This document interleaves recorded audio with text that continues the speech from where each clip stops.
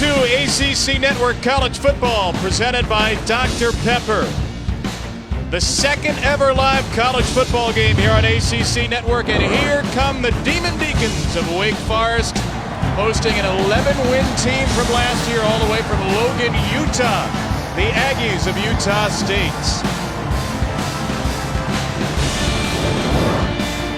What a great scene as the old gold and black enter here at BB&T Field in Winston-Salem. Kevin Brown, Heisman Trophy winner Andre Ware, so thrilled to be with you and to kick off a brand new college football season. And for Wake Forest, the Demon Deacons are hoping to continue their unprecedented growth. 3 consecutive years with a bowl win, but they had some questions to answer this offseason, and one big one was answered with Jamie Newman being anointed the cornerback. Yeah, really rode the momentum of last season of 2018 when he took this team on a 3-1 run to finish the year. MVP of the Birmingham Bowl. Well, who is he? He's a big, strong, physical runner that can really push the ball down the field. We'll see a lot of that throughout the night.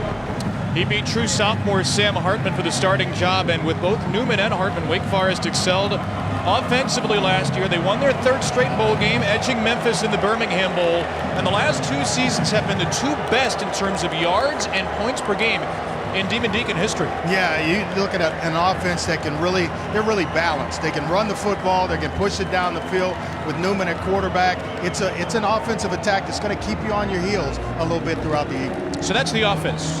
Defensively for Wake Forest, it's not going to be easy tonight. Jordan Love may be good enough to have shed the one of the best group of 5 quarterbacks moniker. You think he might be one of the best quarterbacks of the game, period? I think if he decides to come out after this season, he's going to be a top 20, top 15 pick. He's a special passer of the football. Can he work the pocket? Yes, he can. He checks every box that you're looking for in a quarterback. Throwing guys open, the placement of the football. Can he do it on the run? Can he move and deliver the football with accuracy? Absolutely. Watch this one. Right on the money to his receiver on a crossing pattern where he doesn't have to adjust. It's right in his hands and you get yards after the catch. Can he throw receivers open, over a linebacker and before safety? Excellent at doing this. Squeezing the ball into small windows. And then, can he read defenses and distribute the football quickly off play action? Absolutely. The kid checks every box. He is going to be fun to watch in 2019. How about this for a big number? Among active quarterbacks with 15 or more starts, only Alabama under Tua Tagovailoa has scored more points per game. Jordan Love's Aggies have outscored Mackenzie Milton's UCF Knights, Justin Herbert's Ducks, Jake Fromm's Bulldogs, and everybody else. There is more to the Jordan Love story, and for that we bring in the 3rd member of our broadcast crew, the incomparable Dr. Jerry Punch. Doc? Obviously, hello everyone. There is a lot more to the Jordan Love story. You know, he put up staggering numbers a year ago, but his career almost didn't happen. You know, when he was growing up as a youngster in Bakersfield, California, he played multiple sports, like most kids do. And every time he would look off to the side of the court of the field, there was his biggest fan, his biggest supporter, his dad, Orban. And then when he was 14 years old, playing in a summer league basketball game, he looked over and Orban wasn't there. His aunt came and picked him up and took him to her house. And then when he arrived, he was told that his dad had just died from a self-inflicted gunshot wound. Now, Jordan knew his dad was taking some new blood pressure medicine that was making him feeling some strange things, but it didn't matter. He was devastated. His best friend, his biggest supporter, was gone. He wanted to mail it in, give up on life, and give up on sports. But his mom, Anna, said no. You need sports, son. You need to surround yourself with your teammates, and it will help you forget about the things you don't need to be thinking about. Well, then he went on to high school and set staggering numbers at Liberty High School. And he got 1 FBS scholarship offer at Utah State. And of course, the rest is history with that incredible season a year ago. And now Utah State's promoting him for the Heisman. They're sending out these candy hearts to media all around the country. And ironically, if it weren't for Hart, this young man wouldn't be here tonight. He showed it when he lost his biggest fan at the age of 14, and he shows it every time he steps on the playing field. And here's the best part.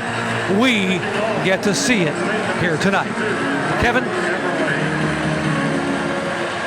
How lucky are we? That is awesome stuff. We asked Jordan yesterday what drives him. He said, I try to be great in everything I do because my father raised me that way, to try and be great and to turn great into excellent. His Aggies will be on defense first. Dominic Eberle to kick it away. Christian Beal-Smith is ready to go. 2019 college football. You ready, partner? I'm ready, my man. Ready to go. Off the foot of Eberle into the end zone for a touchback. It will be Wake Forest football from the 25 as we begin, and we'll get our first look at the Demon Deacons' first-time opening day quarterback, Jamie Newman. Yeah, special runner of the football, big, physical, strong. And like I mentioned earlier, he can deliver it, the deep ball down the field. Wouldn't surprise me just to settle the nerves if he doesn't crank one out to one of these big wide receivers here on first down. The running back is Cade Carney, and Newman will give it to Carney, stick it in the gut, and let Wake Forest bowling ball senior plunge ahead for 7 yards. Cade Carney, as consistent as they get, over 1,000 yards and 8 touchdowns a year ago. Early tempo, you're going to see this a lot from Wake Forest. The keeper for Newman, who has stood up after a couple of yards just shy of a first down. Wake Forest last season, the 4th fastest team in the nation in terms of seconds between play. Here's the lineup. Cade Carney, we saw in the first play. You like Christian Beal-Smith a lot too. The other running back will play. Yeah, he's the home run hitter where you're going to get just the thud from Cade Carney. I mentioned he went over 1,000 yards. Christian Beal-Smith is the home run hitter, though. A pass on 3rd and 1. Newman connects on his first of the year. The tight end, Jack Frudenthal, is inbounds and out just a yard shy of midfield, a pickup of 15. Yeah, this is really strength on strength with Wake Forest's offense. A lot of returning starters there against Utah State's strength, which is their defense. It brings back 9 starters from 2018.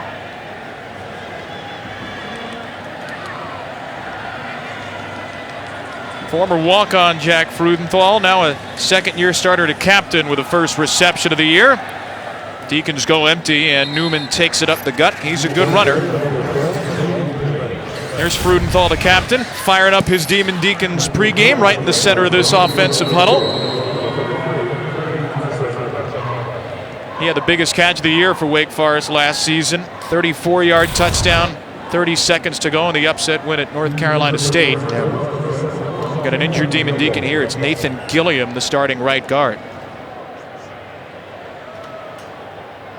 You talk about Frudenthal, he is more the receiving type tight end. Started his career as a walk-on, and then Chapman, will see him as well throughout the ball game. 71 Gilliam on the left side of your screen there, got rolled up on. Yeah, I think it was Devin Anderson, the defensive tackle from Utah State, kind of getting mixed up in the pile on the inside. This is Anderson in the center of that Utah State defense, really a 4-2-5. David Woodward and Tipa Naliai, 2 names we'll likely call a lot tonight. Woodward was an All-American last year. Naliai, 10.5 sacks, a TCU transfer. Quick hitter for Newman on 2nd down and 7. This is Kendall Hinton, who was supposed to be the starting quarterback last year for Wake Forest, got suspended, ended up getting moved to slot receiver, and they are very excited about what he can bring. Yeah, with the ball in his hands in space, he's got a lot of wiggle, is what we were told yesterday by this coaching staff. On 3rd down, it's Carney for the first, and a big run for Cade Carney inside the 25. There's the thumper, the 4-year starter who doesn't look to make guys miss. If you're in the open field with Cade Carney, be ready for some action. He's going to bring the action right to your front door. 22 yards on that play. This one slow to develop, and Carney is blown up. There is Tipa Naliai, number 10 in navy blue and white. 310 carries since Cade Carney last lost a fumble, November 2016. The last time he coughed the ball up and lost it. Well, he's a big, strong back because he's in their 1,500-pound club. When you add bench press and squats and all that good stuff, power cleans, up over 1,500 pounds. He lives in the weight room. They've got, as we mentioned, they got a nice 1-2 punch of thump and speed with he and Beal-Smith. Play clock down to 4. This is a rare sight. Newman Looking for the end zone. Flag is thrown. Will not matter. Touchdown, Sage Surratt.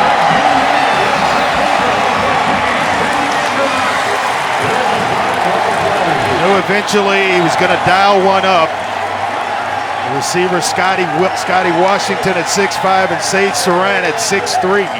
The best hands on the team on this offensive unit is Surratt, and boy, did he come up big for his quarterback, Jamie Newman. What a drive to start the season for Wake Forest.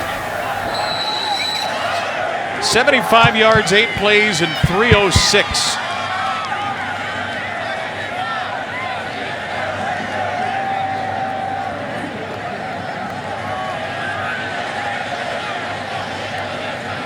Sophomore Nick Skiba bangs home the extra point. He's never missed one.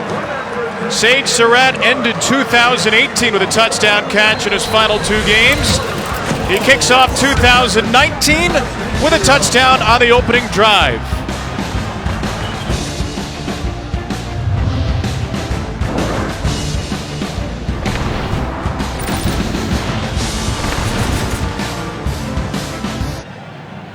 There were 3 finalists for the 2014 Wisconsin job, according to Dave Clawson. He was one of them on the right. Mel Tucker was another, and the man who got it on the left.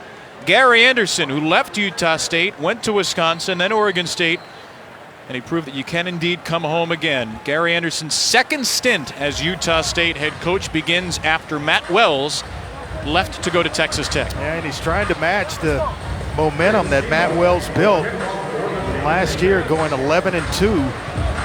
For the Aggies. Utah State was excellent in the return game last year, and Savon Scarver lets this bounce through the end zone. A fortunate break for Wake Forest for a touchback. Well, right away with that drive, it forces Utah State to have to match Wake Forest when you're on the road. And Utah State has done some good matching under Gary Anderson. 11 wins his final year. Took the Wisconsin job, 19 wins in 2 seasons there. Badgers made it to the Big Ten title, lost big to Ohio State. He went to Oregon State, a move that surprised a lot of folks. Left in the middle of 2017, assistant coach at Utah last year, and he is back at Utah State. Told us he did not sell his house in Logan. He kept it the whole time. He said his sons were living there, and they had to make some alterations indeed. So his offense's first play is a handoff. Gerald Bright blown up by Nasir Greer out of the Wake Forest secondary. Yeah, Bright's going to get a lot of action. He's a big, big part of what they do offensively and will be this year. First pass attempt of the year for Jordan Love, completing a broken tackle for Savon Scarver. He's got elite speed, and he just showed it off into Wake territory for 35 big yards. And Nasir Greer on the back end. He's the quarterback of the secondary with tremendous range, is able to track him down. Otherwise, that's 6 points. Broke the tackle of Amari Henderson, and Utah State can go as well. This is not a game for the faint of heart or for instant replayers. No, do not blink because it will be quick. Nice job of spinning to the outside, away from the help, and then it turns into a foot race where Greer is able to track him down. Love so good on the move, rolls out and completes it for a first down.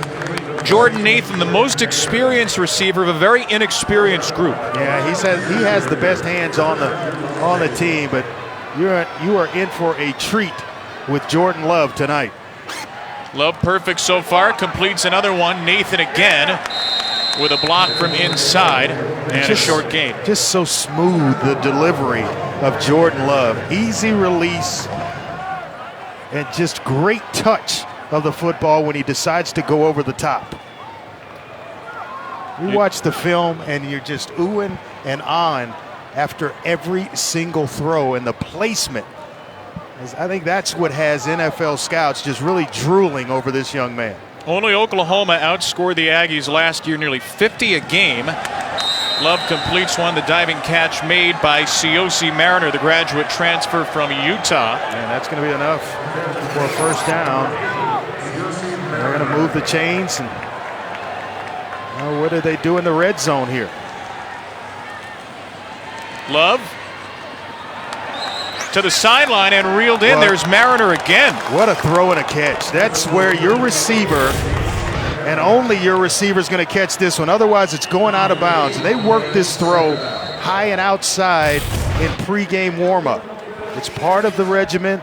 Is under further review. That wide receiver coach Jason Phillips goes through high and behind, low and behind, low and in front. Just the hard catches that you're going to face during a game when balls aren't thrown, with precision and thrown accurately. But what a catch there! If this is indeed ruled a catch, it is going to be reviewed. Have to have possession. Have to have the foot in bounds. Larry Mallum's our replay official. By the way, Gary Patterson, our referee. Just a toe. I think that one's going to stand. We talk about pace of play, Kevin. Wake Forest, they averaged 13 seconds per play in their initial drive. Utah State going even faster, 9 seconds between plays. Insane. How would you have liked to be part of preseason conditioning in Logan? Well, you know who it's hard on? The big grunts up front. Yes, indeed. Those guys having to get to the line of scrimmage and play after play and be ready to go, but it also wears down a front seven of the defense where you're not getting quite the rush, when you get past the second quarter or so. We're still looking to see, is the foot in? I think that's going to stand. The toe looked like from the other angle that it was indeed in. I'm still marveling over the throw itself. The placement of the ball. After review, the ruling on the field stands. Catch. Second down. And just a reminder, as we are starting on the season of college football, the ruling stands. That's different from the ruling is confirmed. The ruling is confirmed means it's definitively what you saw on the field. The ruling stands means there's not enough evidence to overturn the call on the field. Yeah, they like corner routes down here. They like slants. This big 6'4", 225-pound quarterback can throw both with great accuracy. Mariners in the slot left after 2 catches in a row. Love will hand it off to Bright. Broken tackle. Touchdown, Utah State. What an answer. What an answer. Ran right through Ryan Smenda for 6. Had us all full thinking, spread them out a little bit. A slot to the left, and then they just hand it off underneath to Bright, who in 2018 ran for 888 yards and 10 touchdowns. Splitting time with Darwin Thompson, who is now with the Kansas City Chiefs. 7 yards on the run, Bright's 14th career touchdown. Blink and you miss it. Utah State answers Wake Forest. Turbocharged start to the season.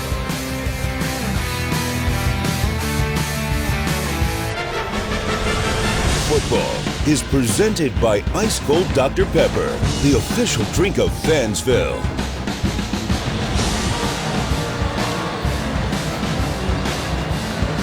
Offensive delirium early in Winston-Salem. Wake Forest and Utah State. 13 seconds between plays on the opening touchdown drive for the Demon Deacons. Utah State, anything you can do, I can do faster. Fast. 9 seconds between plays. 9. Gotta love it. Gotta love it. Don't blink. And remember, this is a new head coach and a new offensive coordinator, Mike Sanford, taking over for Matt Wells. And I tell you what, Gary Anderson, true to his word, said that they were going to run the offense. Got to leave everything in place all the way down to the terminology, still run the pace and the tempo, and he has stayed true to his word. Exciting football for Utah State fans, along with a great opening to the season for the Wake Forest Demon Deacons. New Utah State coaches said they would put the burden on themselves, keep the terminology the same for Jordan Love's crew. So far, so good. Now the touchback, and Wake will start at the 25. Tomorrow, it's our first full college football Saturday of the year, our first full slate of games here on ACC Network and the ESPN app. East Carolina, NC State at noon Eastern, and a really good one. Virginia Tech and BC at 4 Eastern. Really interesting seasons for those teams coming up. And Virginia and defending Coastal champion Pitt. ACC Network Primetime presented by Geico. Fastest in FBS last season, Wake Forest, fastest Power 5 school. 20.6 seconds between snaps. Even quicker than that on the first drive. And a handoff to Carney results in a gain of about 4. Well, we felt like this one being strength on strength is who was going to outplay the other. Right now, it's the Wake Forest Demon Deacons offense, the strength of their offense, kind of having a hand in this thing. They're getting what they want on offense against this defense. Newman just coughed up the football. It's picked up by Utah State. Justice Tae. There is a flag down on the play, though. It's going to be a hold against Wake Forest, and there's the first mistake of the ball game. And it could be costly where it occurred. Number 71 offense. That penalties decline. Results of the play are fumble, recovery by Utah State. First down. Kevin, whenever I played, you see, let's check out the fumble here, just kind of carrying it loosely and swinging it around in a crowd. And then you get the defensive leader, David Woodward, in there stripping it out.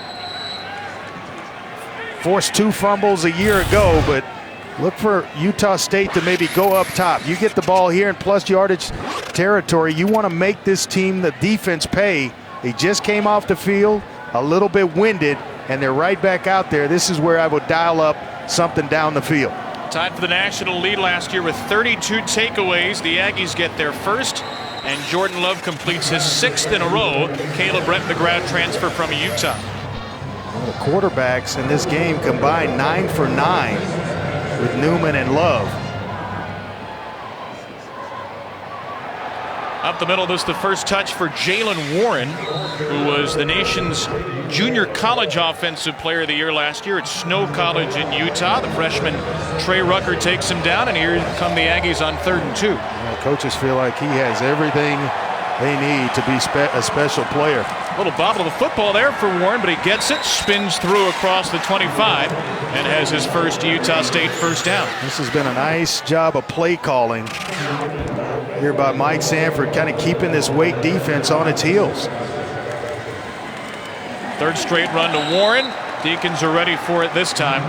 And not really only just the run or the pass, it's when it's coming. When you expect the run there, they were able to dial the right defense, but it wouldn't surprise me if Jordan Love picks this one up and tosses it. After no gain, Love will do just that. Yes, Virginia, there is an incompletion in this game. The first. Quarterbacks were 9 for 9 combined. Love 6 for 6. That one short to Scarborough, and it sets up a 3rd and long. Had Boogie Basham in his face there, getting some pressure. Number 9 off the edge. Where do you look here if you're Love? Well, I like the middle of the field. You got the safety cheating over. And you got a slot receiver that has a lot of room at the top in the middle. He throws it about as well as he can be thrown to receivers on the move. A sophomore Greer is the last line of defense.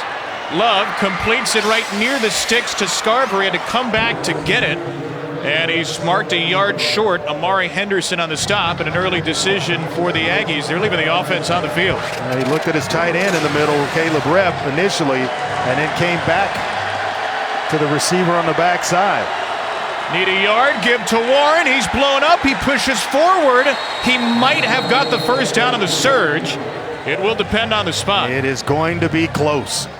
Tried to quick snap where the defensive line couldn't get off and get penetration. And they're going to have to measure this one. This is close. From the line judge at the top of our screen, it looked maybe like it may be short.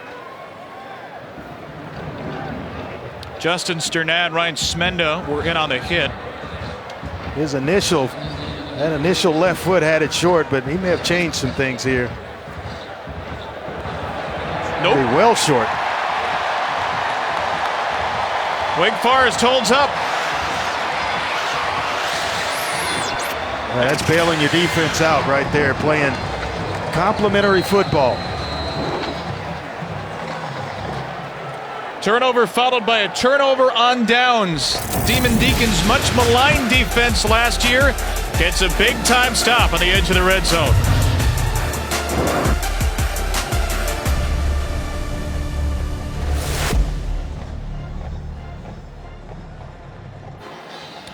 lucrative spring for Dave Clawson, who signed an extension in April that keeps him here through 2026. Ignore the overall record. The program was not in great shape when he took it over. He's taken Wake Forest to 3 straight bowls and won them all. And if Wake Forest can put together a winning season this year, it would be just the 3rd period of time in school history with 4 straight Wake Forest winning seasons. The other two, 1944 to 48 and 1923 to 26. Really believes in the development of players, where he'll redshirt a guy and allow him to mature. This pass there by Newman to Chapman. But he believes in the redshirt process, 65% in terms of redshirts that they develop over time, and those become big-time players for you. Pocket collapses on Newman, and the football's taken away by Woodward. The All-American linebacker just snatched it out of the hands of Newman. There is a flag down way back in the secondary at the 35. That's usually holding in the secondary, so this may be brought back in a penalty against Utah State. Defense, number 2. The 10-yard penalty results in a first down. It's against the Arizona State transfer, Taryn Adams, who just got here about a week and a half ago.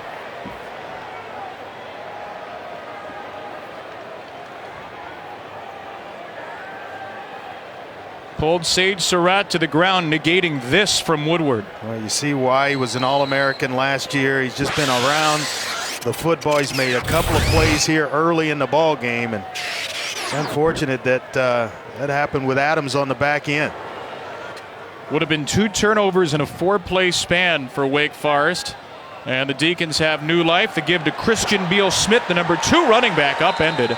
A beautiful open field tackle by Shaq Bond. Where they run, the way they run their spread option, it's kind of a unique way of doing it. They just kind of slow into it, where they allow blocks to set themselves, almost like a Le'Veon Bell type running style. Newman's pass knocked away. It's Bond again. Shaq Bond, the junior safety, a transfer from Southwestern Junior College in California, making a major impact. He was injured last season and missed some time this spring, but has bounced back and he had an excellent fall camp. Switched his jersey number, if you don't recognize him, from 25 to 4. We'll recognize him soon. Newman gets rid of it on 3rd and 10, knocked away. And guess who? Again, with the pressure on the quarterback, Shaq Bond. Newman took a shot there. 3 consecutive plays in which the safety, Shaq Bond, was involved in. This one here that's a little painful. Those hurt, Kevin Brown. I'll trust you from experience. Dom Maggio to punt it away to Jordan Nathan. Pressure came from Utah State. Maggio gets it away. Not a great kick, though. It did affect the punt. Great field position for Utah State once more. 5:40 to go here in the first. A tie game at Wake.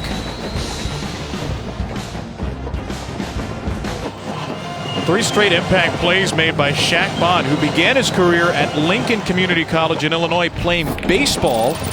He decided to switch to football, went to junior college in California, had 8 picks in 9 games, and was a real impact player last year before a knee injury. And what a series that was. Yeah, I tell you what, he made the right decision putting on the pads. But have you seen him at shortstop? Saw him 3 plays, and they were pretty impressive in that last drive. That's enough to convince me that he belongs on a football field. Shaq Bond, the Deion Sanders of our day. Jordan Love's 3rd drive, and he missed Gerald Bright running out of the flats. That's one where you reset your feet. He allowed his left hand to come off the football. That's why it sailed a little bit in front of Bright, the running back, but he is a weapon out of the backfield.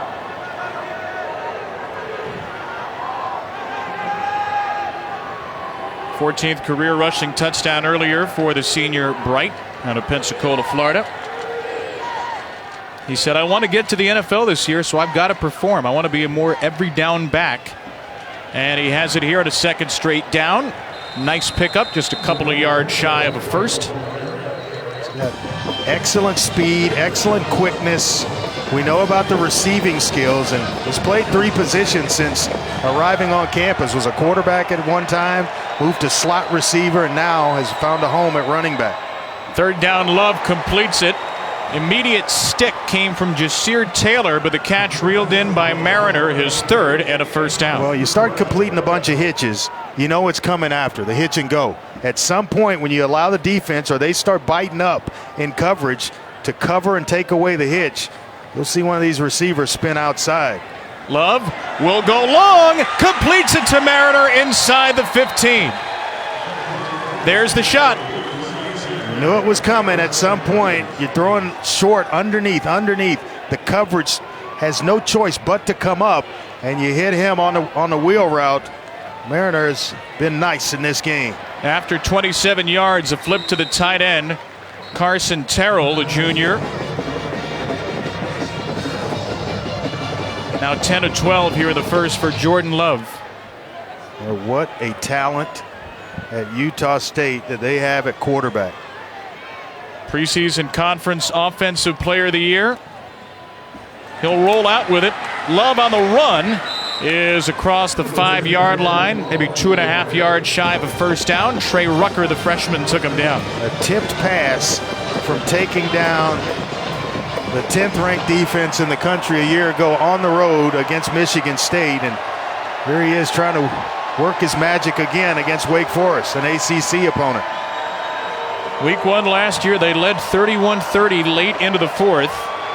Lost that game, won the next 10. And then an 11th in the bowl. Inside slant by the top slot looks inviting. Love looking that way. Instead, he'll float it on the fade. It is intercepted. It's Trey Rucker again, the true freshman, with an impact in his first Wake Forest quarter.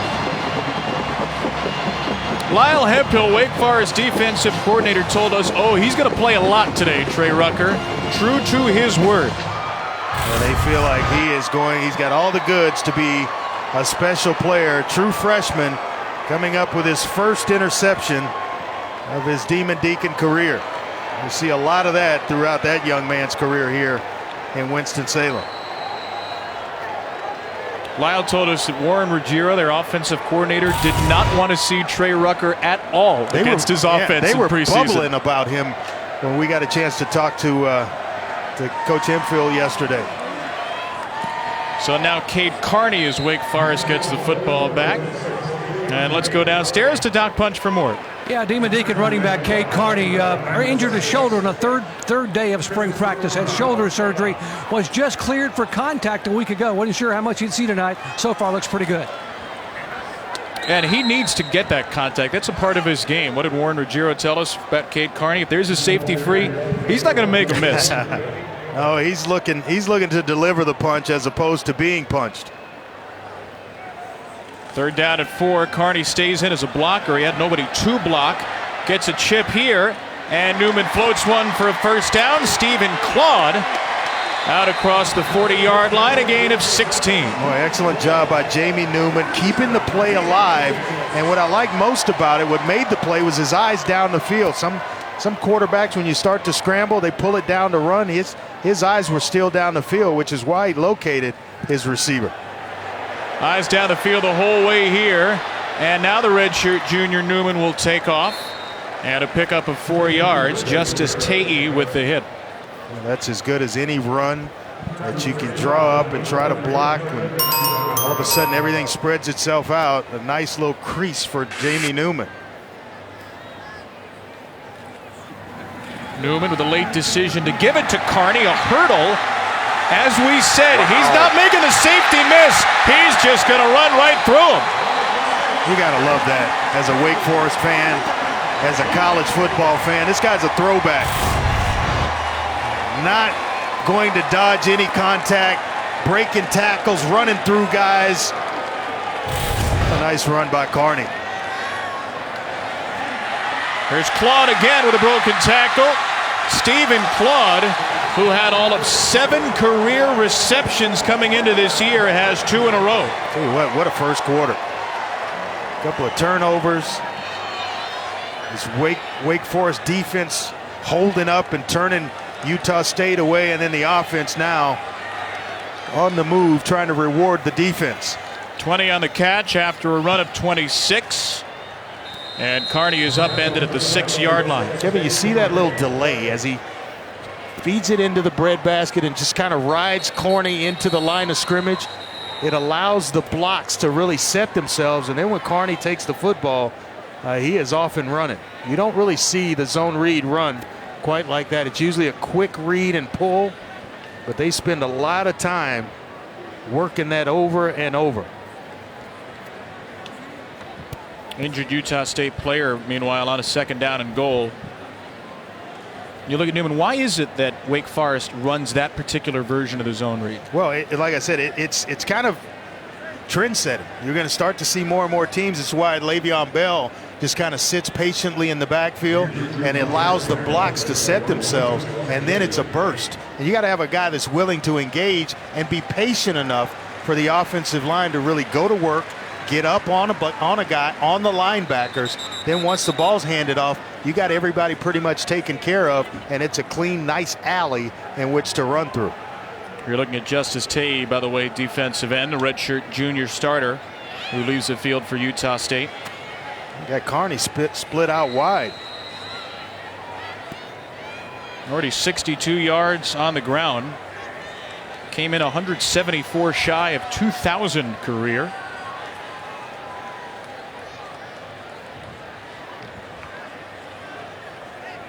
Well, you got blitz coming here. And now Utah State checking out of it. Newman will keep it.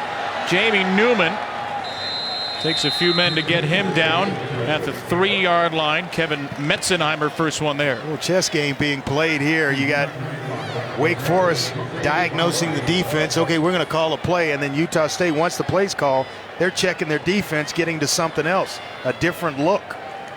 3rd and goal. Newman will throw it. It's dropped. Scotty Washington had inside position on Zahadri Jackson and couldn't hang on. And this is where they love Scotty Washington, big body type who has played well at the end of seasons, and he usually gets off to a slow start, and that would qualify as getting off to a slow start. He can't throw it any better. That one hit him right in the middle of the 7. So a field goal try for Wake Forest terrific sophomore Nick Skiba. 19 of 22 last year. 4th most accurate freshman of the country. This from 21. And a line drive kick goes through. Whoa, barely. Not much of a launch angle, but 3 all the same. And Skiba's 1 for 1. Like that putt that you make, and they say you barely made it. There's no room on the scorecard to write comments. Just write that score in. That was a general you, right? Not specific me, because I don't make that putt. So Dave Clawson's Demon Deacons in the lead. On the other sideline, Andre, this may be a familiar face to you. That is Jason Phillips, wide receivers coach, passing game coordinator at Utah State. This man made me look good. Caught a lot. It was on the end of a lot of my passes, 108 to be exact, back in our last year playing together. Well, here's a new segment in honor of the 30th anniversary of your Heisman Trophy win. Photographic evidence. Where are they now? Where in the world is Jason Phillips? Where was Jason Phillips? These are the 2 years before you won the Heisman, and this seems like a frequent connection. That was a good afternoon in Austin. As I mentioned, on the end of a lot of we played a little catch earlier today and got a chance to visit down on the field before the game. One of my best friends, and love the guy. Love him to death. What was that afternoon like in Austin? Some folks saw that on the CFB 150 show a couple of nights ago. A lot of people saw that coming, that trip to Austin, and we just relished in the moment. 207 yards, that's pretty, or receptions, that's pretty good in 2 years. Savon Scarver from his own goal line, the All-American kick returner last year, with an excellent return stretched across the 30 and a late flag. I hope some folks saw that. There are a whole lot of CFB 150 shows coming out this year, 150th anniversary of college football. During the return, holding number 41, return team. Penalty will be half the distance from the spot of the foul. First down. Elijah Shelton on the penalty. Boy, Utah State kind of missing some opportunities. A big return there, going to be wiped out by a holding penalty. They've been in the red zone 3 times and only 7 points to show for it. You're on the road. It's a tough environment. First game of the year. Now backed up on your 10-yard line to start this drive. And a defensive touchdown by Woodward was negated earlier by the Adams penalty. So Utah State has lost some points, lost some yards. It's a very young team, one of the least experienced in the country. Yeah, especially on the offensive side of the ball, where only 2 starters return, Love and Alfred Edwards, the left tackle. And the left tackle Edwards gets beaten here, but Love gets rid of it quickly to Caleb Rep. Ordinarily that'd be the last play of the quarter, but maybe not with Utah State's tempo. Well, that first drive, 9 seconds. They're trying to use every tick of the clock to get a play off, and I guarantee trying to snap one here with 3 seconds. And they do with 2. It is a handoff for Jalen Warren, and there he goes. Can Jalen Warren win the foot race with Nasir Greer? He cannot. Greer tracks him down at the 25. An explosive end to an explosive quarter. Yeah, no doubt, but that is 2 scoring plays in which Nasir Greer has tracked down a Utah State player that was running for a touchdown. 61 yards on the 48th total play of the first quarter. We might have 200 in this game. What a way to start 2019 here at Winston-Salem.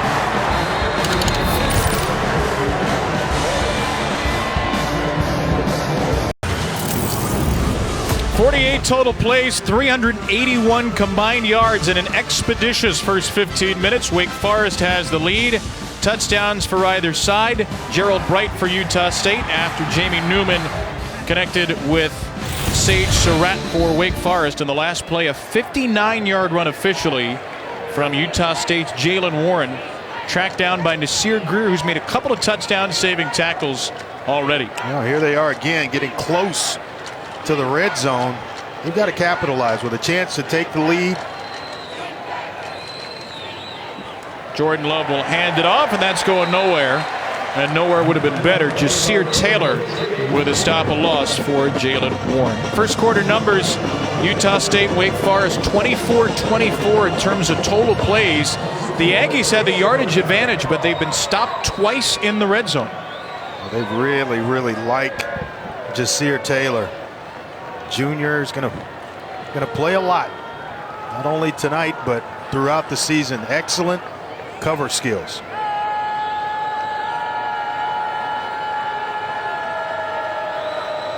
Jordan Love, the All Mountain West preseason offensive player of the year, and he throws that one behind Warren to set up 3rd and 12. Starting to heat things up a little bit on Jordan Love, not allowing him to sit in the pocket and survey the field, and to force the ball out of his hands with his new receiving core and challenge him a little bit.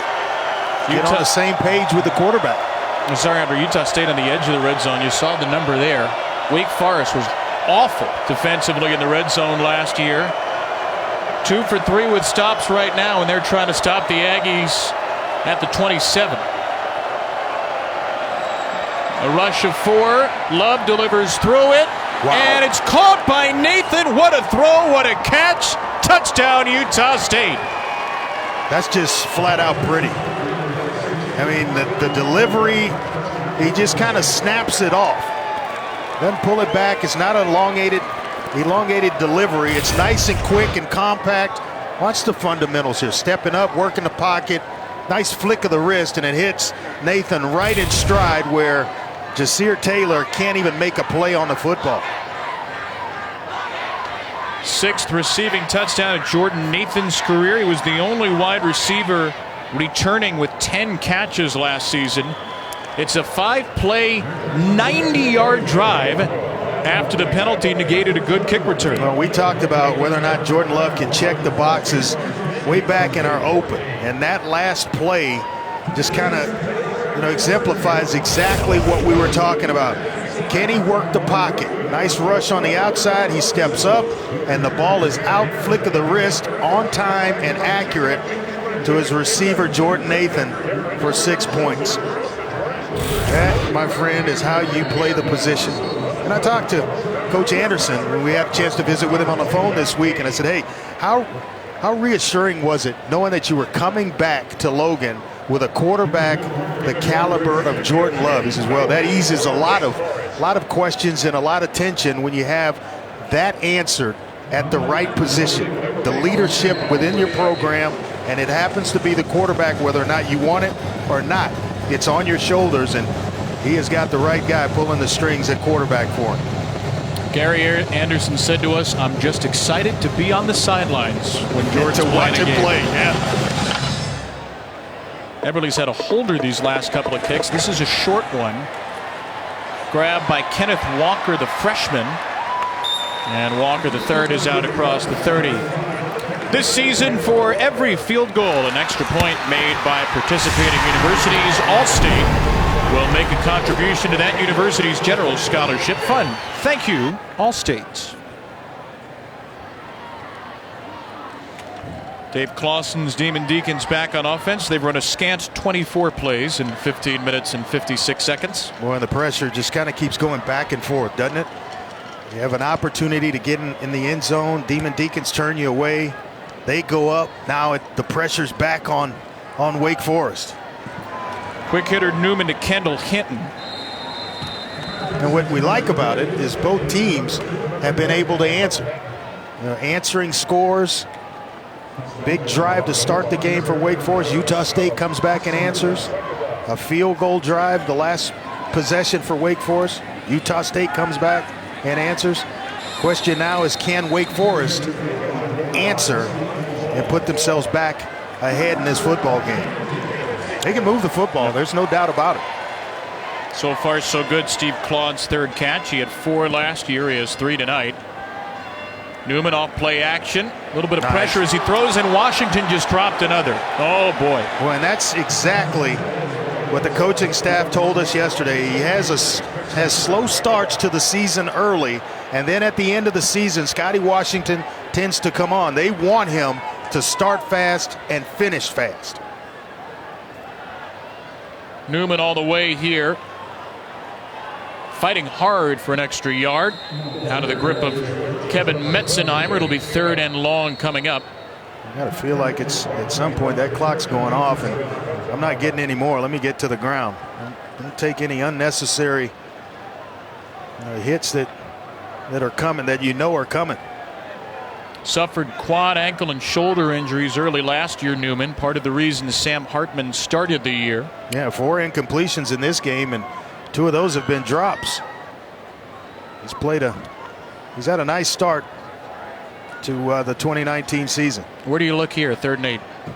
Well, he's got press coverage up top. That may be exactly where I'm going. That's Claude up top, who's had 3 catches already. Make it a 4th. First down, Wake Forest. And Claude's come up big for him throughout the ball game. You're going to a guy that you can trust is going to hold on to the football for you. And Claude has had couple of nice grabs in this game. The press coverage up top, it got soft and allowed him to catch a nice little hitch. Now Newman delivers a deep one. Nice. Brandon Chapman, the tight end, points in the right direction. And he's more the inline blocking type tight end, able to slip out with all the coverage dropping off deep. Chapman slips off, and Newman right on time with the ball. Excellent throw and catch. 21 yards. His only incompletion on the drive, Newman, was the Washington drop. Late decision here. Beal Smith plunges forward for a good first down gain. David Woodward on the stop, and Wake Forest is in the red zone. Well, excellent 1-2 punch at running back with Carney. We saw the power, and now we're going to get a chance to see some of the speed and elusiveness of Christian Beal Smith. Newman keeps it this time. And there's a catch for Washington. Yeah, how about that? Reward the young man. Keep going to him. Finally able to pull one in, and got an injured player down for the Aggies. Just throw and on the outside, away from coverage, making sure you get not just 1 foot, but both feet down. Is that tough as a quarterback? You have a spot like that where a player drops 2 key ones. Do you automatically want to shy away from him? That's a great question. And yes, you will shy away from him in key situations. The third down, I knew there was no way he was going to Scotty Washington on third down, but then came back to him later in the drive. Injured Utah State player will return with the Demon Deacons in the red zone. 1-2.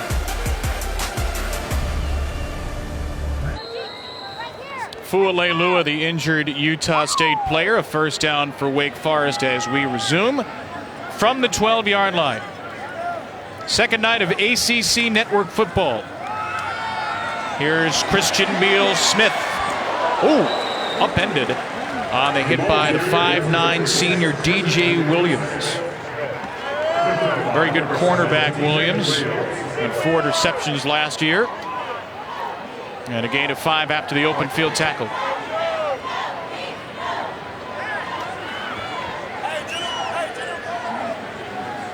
There's Leilua. Yeah, that's one area. You don't want to see anyone get injured, but that's one area where Utah State is deep. They go about 9 deep along the defensive front. Empty out the backfield. Newman will keep it. Worm his way inside the 5. He's 2 yards shy of a first down. Looks like the big guy's getting his helmet back and starting to rev his motor a little bit and get back in this baby.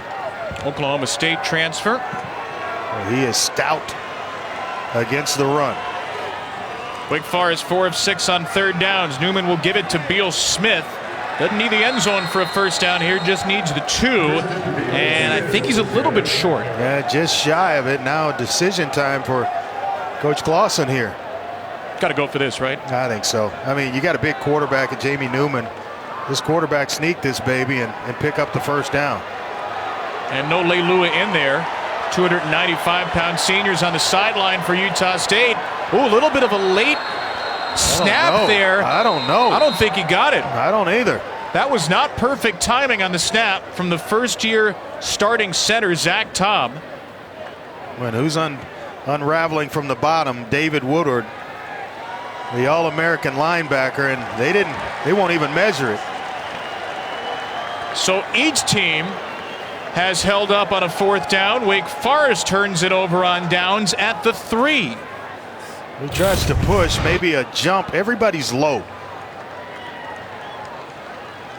And there is absolutely no give along the front of Utah State. A couple of wide bodies in there. They get lower. There's no push. Maybe over the top, but you got linebackers coming. Like in hindsight, a little quick pitch to the outside to Beal Smith, who runs in the end zone. This end of the field has seen 2 drives end on the 4-yard line and the 3-yard line. This is where I like to dial one deep. You're back here, quick 3 steps and let it rip. Love instead with a give to Bright. Just got out of the end zone. Yeah, that's my point. It's very dangerous to try to run the football here because the defense is thinking that way. So as an offense as high-powered as Utah State, take the 3 steps and then shoot it to the outside. Maybe you get pass interference. Maybe you get a completion. Bright to the 5. Rested down by Dion Bergen, the nose tackle. And now you're in a situation where Wake Forest pretty much knows you got to pass here. So maybe the draw play to fool them. Timeout, Wake Forest. Substitution timeout. The first timeout of the half. First of the half taken by Wake Forest. Third down, Utah State coming up. 9 minutes, 22 seconds on the clock. 9:22. Media timeout.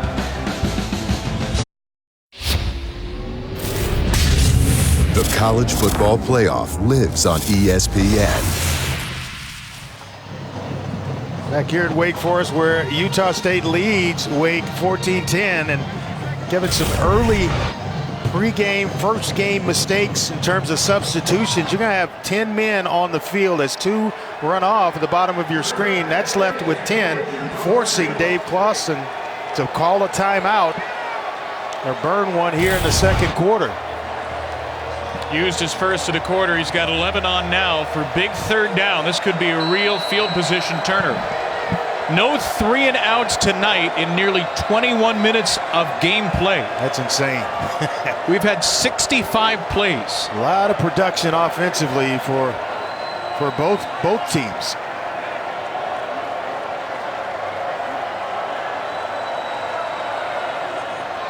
Jordan Love will hand it off. Utah State plays it safe, and there's your first 3 and out. Ryan Smenda was all over that. The Mike linebacker, the sophomore for Wake. Well, you got some young. This is a young receiving group for Utah State, and I got to believe if they're a little more experienced, they would have picked the ball up there and threw it. You got a quarterback that you totally believe in, so you know he's going to take care of it. But there are 3 runs trying to slip the draw underneath to get Bright the first down, but it's going to leave Wake Forest with some really, really good field position. Aaron Dalton to kick it away. Missed all of last year. There is a flag down as Kendall Hinton makes a fair catch across midfield. Flag back at the line of scrimmage. That one's going to be against Utah State. And add on to the end of this punt. Illegal formation, kicking team. More than 4 players in the backfield. Ball will be tacked on, 5 yards, first down. That's another first game mistake. You have an opportunity to really iron out some things a week from now. We won't see that. Timeouts being called with 10 guys on the field. Well, there's Gary Anderson. He's back at Utah State, but Dr. Jerry Punch, the Aggies are without a key member of their family this season. They certainly are. Utah State's beloved assistant equipment manager, Steve Wiley, nicknamed Night Runner, passed away back in December. You know, for the past 2 decades, he was the man who drove the equipment all night to get to and from away games. As the pass is complete over the middle. But Night Runner also was nicknamed Pops by players, as he was quite the father figure to so many. He routinely promised parents that he would keep an eye on their son when they were a part of the program. Steve Wiley was a decorated Vietnam War veteran and volunteered to do this, meaning he was never paid. He has to be buried right across from Maverick Stadium so he could keep an eye on the football team. Guys? And you saw the tombstone there, Steve and his wife buried right across from the stadium as Carney goes high and Zahadri Jackson's helmet comes flying off. What's the end of this play? I'll tell you what, Carney doesn't avoid contact, does he? About as throwback as they get. They're showing you some hops. What a drive. Nice pass to get it started to Scotty Washington, and here comes Wake again. And there goes Utah State. Wake didn't snap it.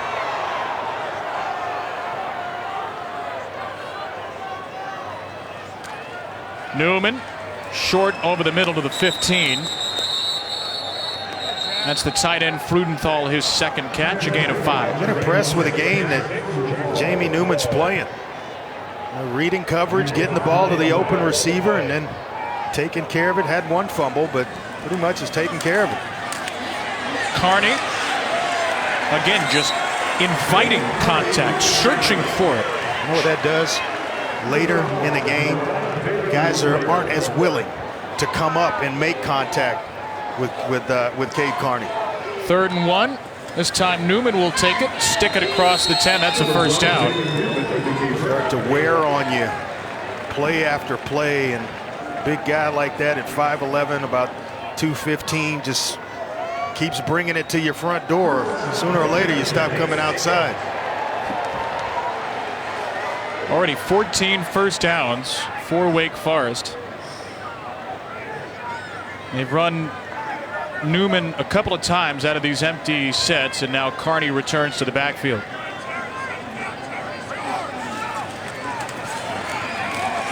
Newman to throw it. Up for grabs, incomplete. He led Surratt a little too long. Andre Grayson in coverage.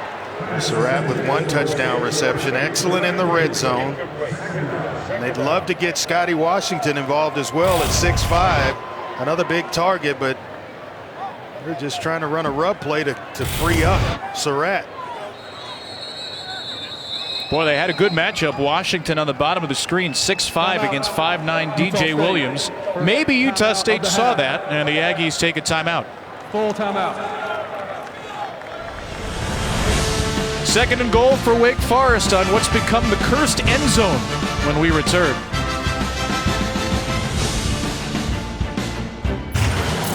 First game as Utah State's head coach since 2012. Gary Anderson picks up where he leaves off in terms of intensity.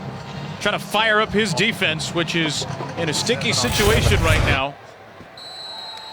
2nd and goal from the 10. That's his baby. The defensive line especially. He's wanting to get some heat, but we got a nice matchup down at the bottom. 6'5" Scotty Washington against 5'9" DJ Williams. Here he goes. Scotty Washington wins it. 7 on 7 for 6.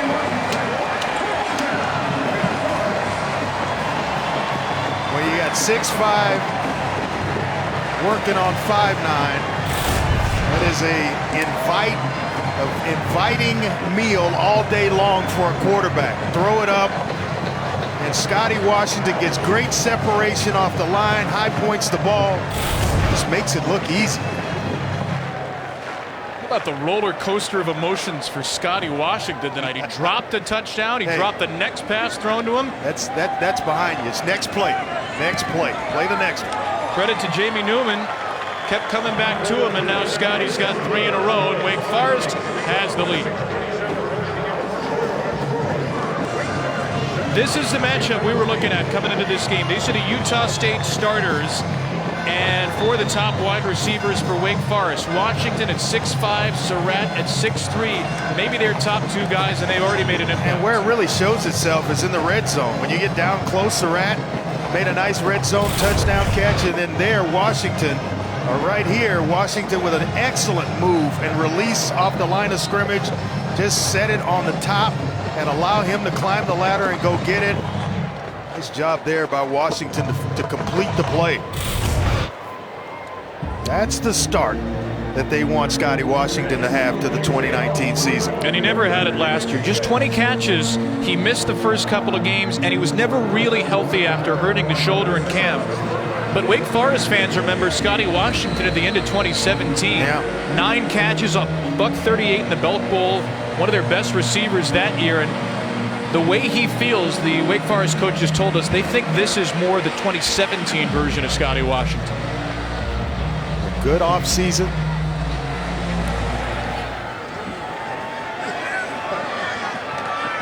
Fair catch made by Scarver. We go downstairs to Doc Punch. During the timeout prior to the touchdown catch a moment ago, Kevin Higgins, a wide receiver coach for Wake Forest, came out and patted Scotty Washington on the back and said, "Are you ready? Are you ready?" Higgins has been talking about how Washington, coming back from the shoulder injury, has become a leader in the last month in fall camp. He has brought the young receivers out, challenged them to get better, told them to go watch film with him. He has wanted to lead on the field, and they were waiting for an opportunity to give him that chance. The timeout, the pat on the back, and he responds with a touchdown catch. Well said, Doc. Just got to keep believing in a guy and giving him opportunities. Let him play his way out of whatever he's going through. So how does Utah State answer? Jordan Love to Siosi Mariner. This is what I expected when they were backed up inside their 5-yard line. Throw your way out of it. It's the strength of your team, and then the run comes with it. You throw to open up the run, not vice versa if you're playing in this Aggie offense. Incomplete there, a little too tall for 5'8" Jordan Nathan. Usually that's a catch by Nathan.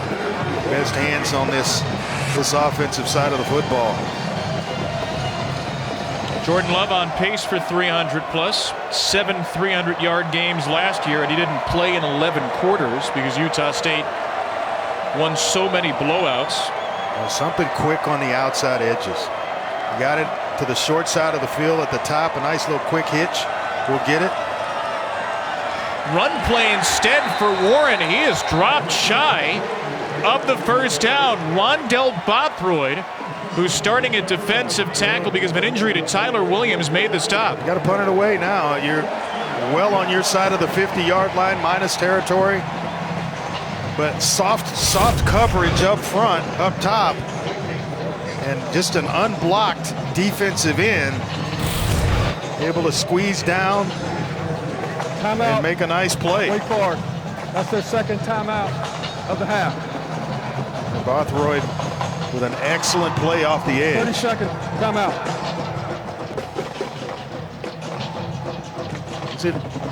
Does it seem like Wake Forest is starting to heat up, on both sides of the football? It's not just you. It's this guy, too. He's starting to heat up. He's feeling it a little bit, feeling the 2019 college football season. I believe that's called feeling yourself. Foam finger not to scale. Tomorrow morning, 11 a.m. Eastern, tune in for the Huddle right here on ACC Network, streaming live in the ESPN app. Jack Collinsworth, Eric McLean, EJ Manuel, and Mark Richt will have comprehensive previews of the weekend slate of games and keep you updated on everything happening in ACC football. As far as that guy's concerned, there is nothing else happening in ACC football. Other than Wake Forest football, that's it. Why not on a night like this? With the program ascending to new heights, 3 straight bowl wins. A short punt here.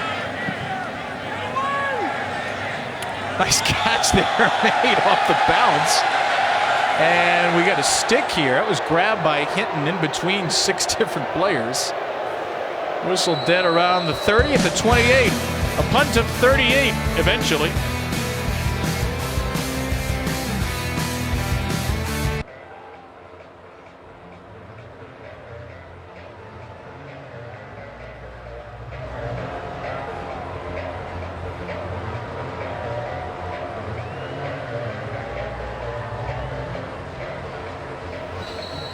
Jack, it has been fun, especially if you're a quarterback, and we got one up here with me, Andre Ware, watching Jamie Newman deliver a couple of touchdown throws. Hand off here to Cade Carney. That's about the only thing this Wake Forest offense does, is hand it off and allow blocks to set itself, because they have been at a pace that has just been unreal. I think they take longer to let the blocks develop than they do to snap the ball to the next play. That is a great point. Newman keeps it up the gut. Excellent run. 6'4", 230 right there. Nice tough run. 9 Jamie yards. Newman. And now if you're Wake Forest, what you'd like to do is chew up a bunch of this clock, not be in a hurry to score, and then put one in the end zone with as little time left on the clock, so Utah State doesn't have an opportunity to get any more points here in the first half. Newman hit and dropped. That was Fua Leilua with a sack. Remember, he had come out of the game with an injury earlier. There is a flag in the backfield, too. Maybe a hands to the face here on Leilua. Personal foul. Legal hands to the face. Number 44. Defense. 15-yard penalty. Automatic. First down. Yeah, because Zach Tom, his helmet came off. Now he's usually on. Calls number 50's helmet to come off. Therefore, he may stay in the game. It's an excellent point and well explained, because his helmet only came off because of the hands to the face. And so he's allowed to stay in the game. Usually it's a play when a player's helmet comes off, you're out of the game for a play. But because the defender, Leilua, forced the helmet off of Zach Tom, he's allowed to indeed continue to play. 4th penalty against Utah State in what's been a penalty-free first half for Wake Forest.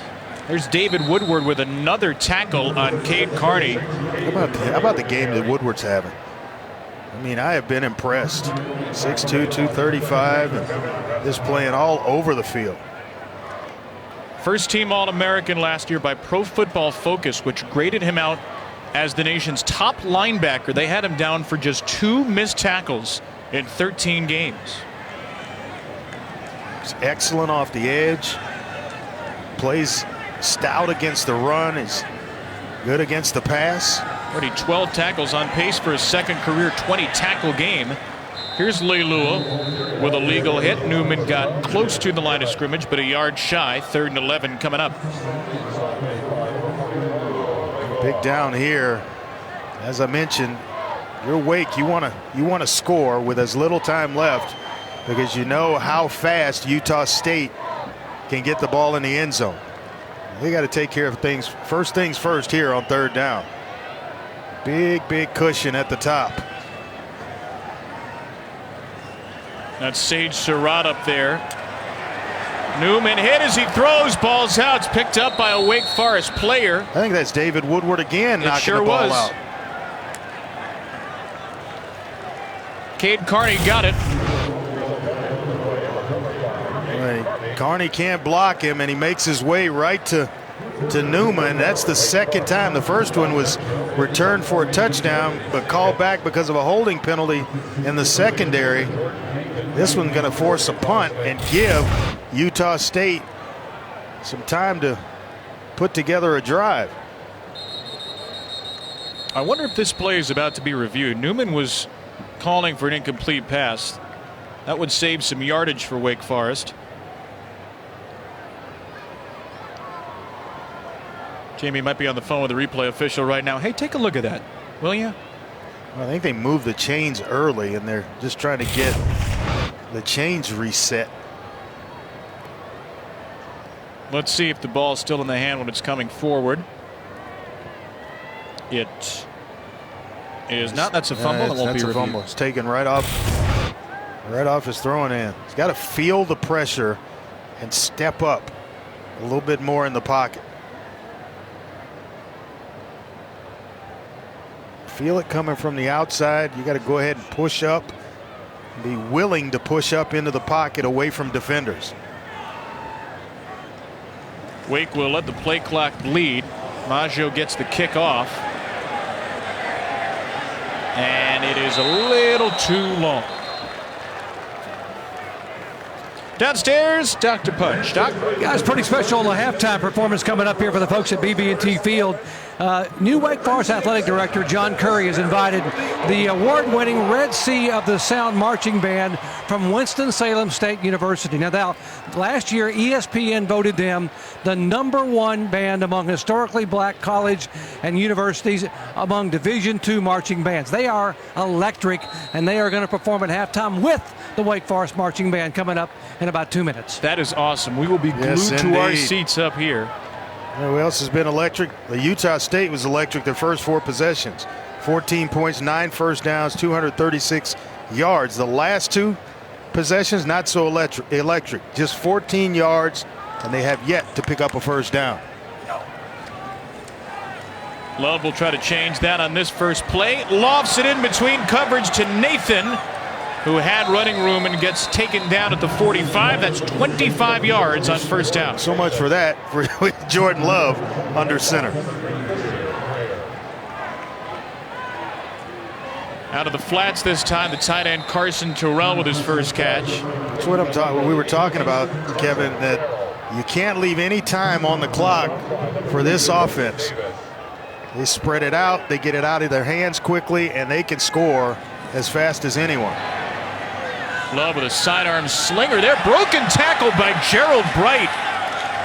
Wow, that was something out of absolutely nothing at a first down. 89 seconds to go. And keep in mind, in college football, every first down until they reset the chains, it's the clock's going to stop. Handoff Bright. Another broken tackle and finally wrestled down by Isang Bassi. And another first down. 11 yards.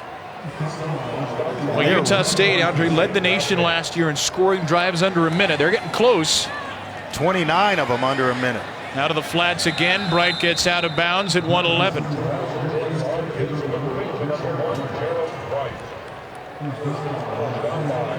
They can put up points in a hurry. Second in the country in points scored per game, or average points per game, only to Oklahoma.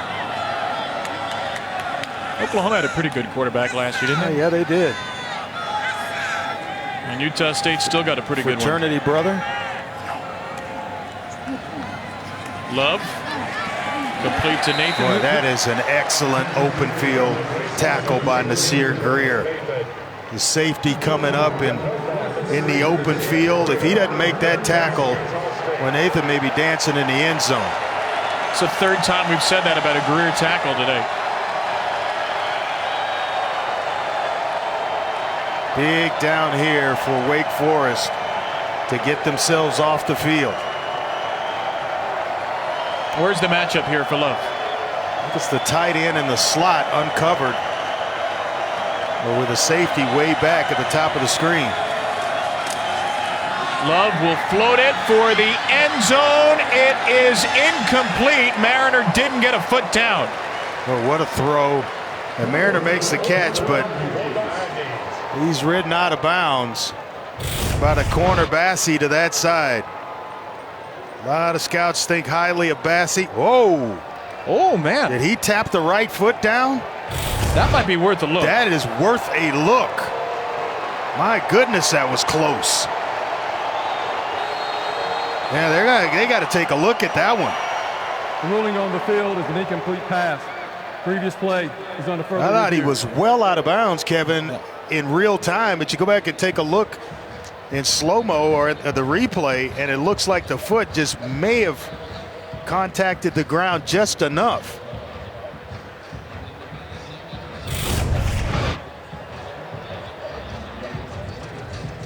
Let's take a look. The right foot is what we're looking at.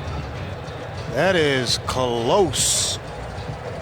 It's hard to tell where it hits there. It certainly hits close. This may give us a better look. Oh, yeah, that's touchdown.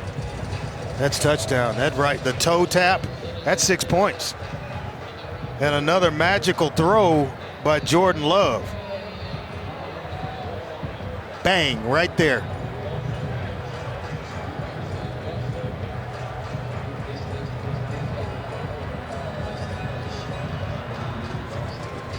My only question is it enough to overturn? I think is it so. conclusive? I You think so. I think so. I think so. I think it's a touchdown.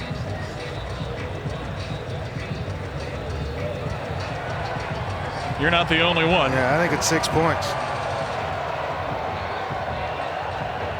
They're going crazy on the Utah State sideline after a replay that was just shown on the video board.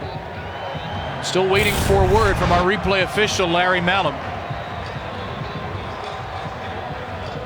That's a little far away, that look, but there was another that was ideal that made me think this one's going to be overturned and ruled a touchdown catch.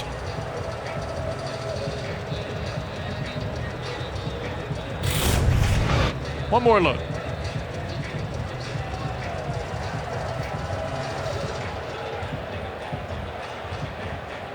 I think the toe tap's right there. Right there is where it's down.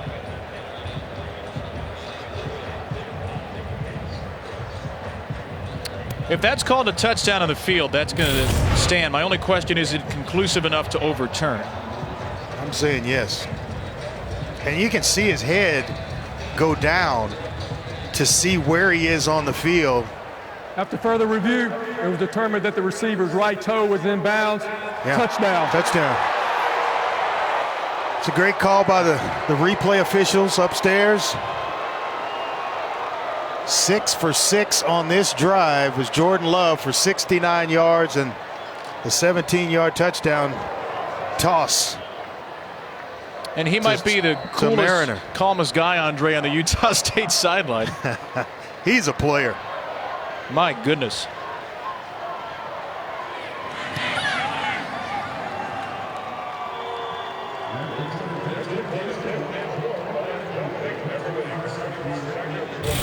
This is before we had the official word. This is why Utah State was reacting beforehand. Hey, Gary, I got news for you. It's 6. It's almost like he didn't want to know that hey, I'm going to keep my head down and just let it reveal itself. Then the official went right over to him and told him it's 6. It feels pretty good if you're the head coach at Utah State. Jordan Love's second passing touchdown of the game. He had 32 last year. Man, oh man, is that kid special. He impressed you tonight? I was impressed talking to him a couple of days ago. We asked him about what drives him, and he said the desire to be great from his father, who then told him to turn that greatness into excellence. And He had a great learning experience at the Manning Academy, Jordan Love, this summer as well. Tried to implement the things they did with their wide receivers, Peyton and Eli. Learned how to push them, how to bring them out, and not just go out and throw, but to get into the finer details of the passing game. Thursday night, 7 Eastern, right here on ACC Network. A very good women's soccer matchup. Top 10 Virginia ranked 6th in the country against one of last year's national semifinalists, the Georgetown Hoyas. Thursday night, 7 Eastern. Streaming live on the ESPN app and right here on ACC Network. Utah State has retaken the lead in this topsy-turvy first half. Love and Mariner celebrating in style. It's a new core of receivers for Jordan Love. As we mentioned, only Alfred Edwards, the left tackle, returned with Jordan Love from last year's offense as starters.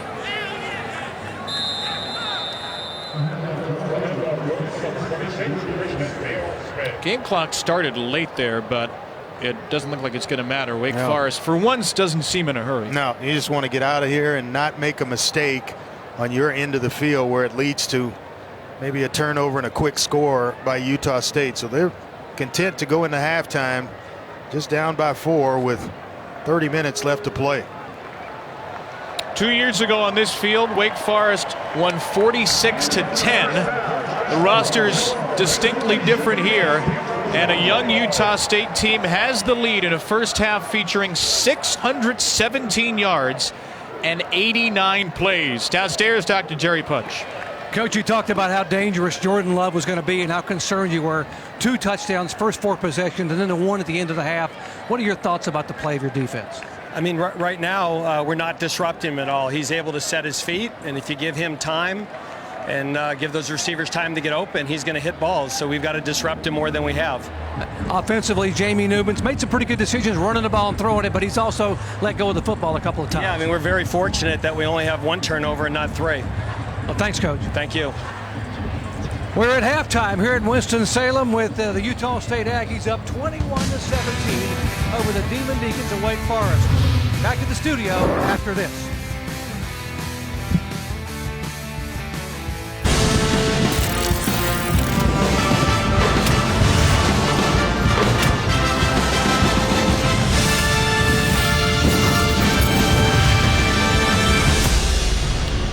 Welcome back to ACC Network College Football, presented by Dr. Pepper. Gary Anderson back at Utah State. His Aggies have the lead on the road, 21-17 over Wake Forest. Wild and woolly first half, 89 plays, over 600 yards, Andre Ware. Yeah, got started with Jamie Newman to Saint Surratt. That got the scoring started, but it didn't take Utah State long.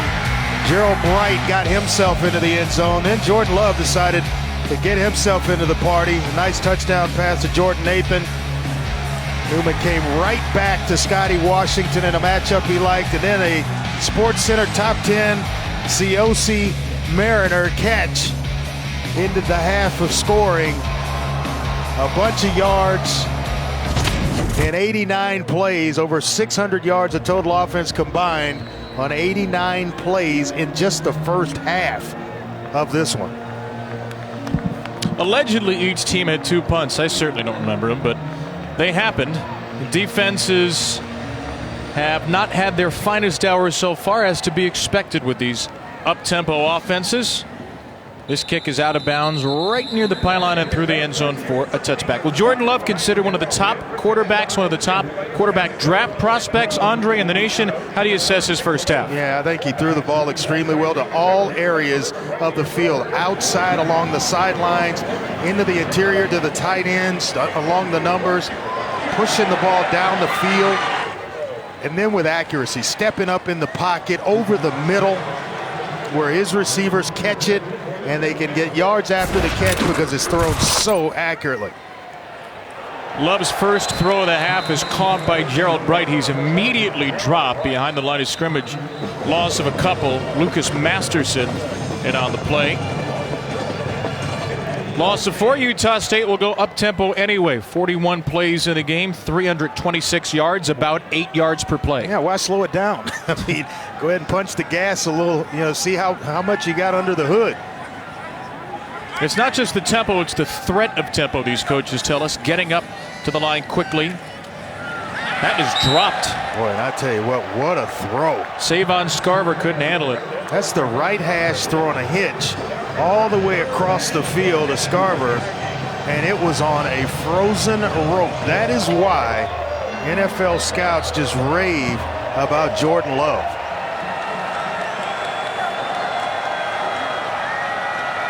I mean, you could take this kid and insert him anywhere in the country, and you'd get the same results. We're lucky to have him at Utah State. 6 incompletions, 2 have been dropped. 2 receivers left, 2 right on a 3rd and 14. It's a screen game for Bright. He needs the 35, and he's not going to get there. First down, saving tackle by the captain, Justin Sternad, the All-ACC linebacker. Yeah, Sternad all over the field, a sideline-to-sideline player, and he proved it there. He's got an all-around skill set that you look for in a linebacker. And certainly he started his career in high school, played defensive back. So that's part of the reason why he can play sideline to sideline. But they've had a few big time, and their first down saving tackle, but a couple of big time touchdown saving tackles. 3rd 3 and out in the last 4 trips. The 6th-year punter Aaron Dalton gets it away. And nothing on the return for Kendall Hinton. Downstairs to the 3rd member of our broadcast crew, Dr. Jerry Punch. Guys, you got to love Aggie head coach Gary Anderson at halftime when he stopped and said, hey, we are watching 2 incredible offenses here in the first half. It's like a heavyweight fight, punch, counter punch. He said, now, for us defensively, we are struggling with our man coverage. He said that jump ball in the end zone is a prime example of that. He said we've got to be able to mix up our zone coverage in the secondary, and also we got to make some adjustments in the middle to try to stop the run better. But boy, offensively, this is quite a show. Yeah, Doc, I think it actually, Kevin, starts with stopping a run. You can't allow Cade Carney and Christian Beal-Smith to continue to run at a clip in which they do, because it opens up so many other things for Wake Forest's offense. I think it starts right now in the second half with stopping the run and being able to slow down this rushing attack of Wake Forest. Nearly 4.5 per carry so far. The injured long snapper Brennan Potta just left the field for Utah State. So here's Jamie Newman at his own 35 after a 14 for 19 2-touchdown first half. Terrific numbers for each quarterback of the game. Newman has lost a fumble as well. Throws it on first down. That's Sage Serrato with a touchdown early, and he is ripped across midfield. That's a first down gain of 15. Yeah, the action just caught DJ Williams, who's in zone coverage, leaning inside to go help and run support, and it left Surratt just out there wide open. Good RPO there by Wake Forest. Officially 17. Now Newman pressured, spins away from 1, can't get away from 2. Nick Henninger, a grad transfer who came over from Utah with Gary Anderson, makes the stop. Lua in there as well on the tail end of it, cleaning up some things, but they're finally getting pressure, and I expect to see Wake Forest defensively as well, with a little more pressure packages on Jordan Love when they're on the defensive side. After Henninger's first career sack, Newman has dropped again. There's David Woodward once more with a 13 tackle first half, and has a couple here the second. That's exactly what Coach Anderson wants. Success on first and second down and stopping the run and creating 3rd and long. Here's Kendall Hinton, needs a couple of blockers. He's pretty close, and this might be 4th and go for it territory for Wake Forest. I don't think you flinch, you go for it here, and that's a lot. Playing soft zone, getting blocked up on the edges. I don't think Coach Clausen's going to flinch. You're across the 50-yard line, got to go for it here. 4th and just a yard. The running back is Carney. I like the decision. Is this a run play or a pass for you? They're packed inside expecting run. I may swing it out wide down low to Surratt. Motion man is Hinton, fake to him. Newman will flip it to Carney for the first down. Boy, and that's a pretty good option as well. Sure-handed guy, Cade Carney. When you get him in space, he does the smart thing, not trying to make anybody miss, just get the first down. Newman goes to the safety valve, a little too high for Kendall Hinton. Let's go back and take a look at that fourth down play with a nice play fake inside, think and run, and they're able to swing it out to Carney. Left all alone out there in the flat.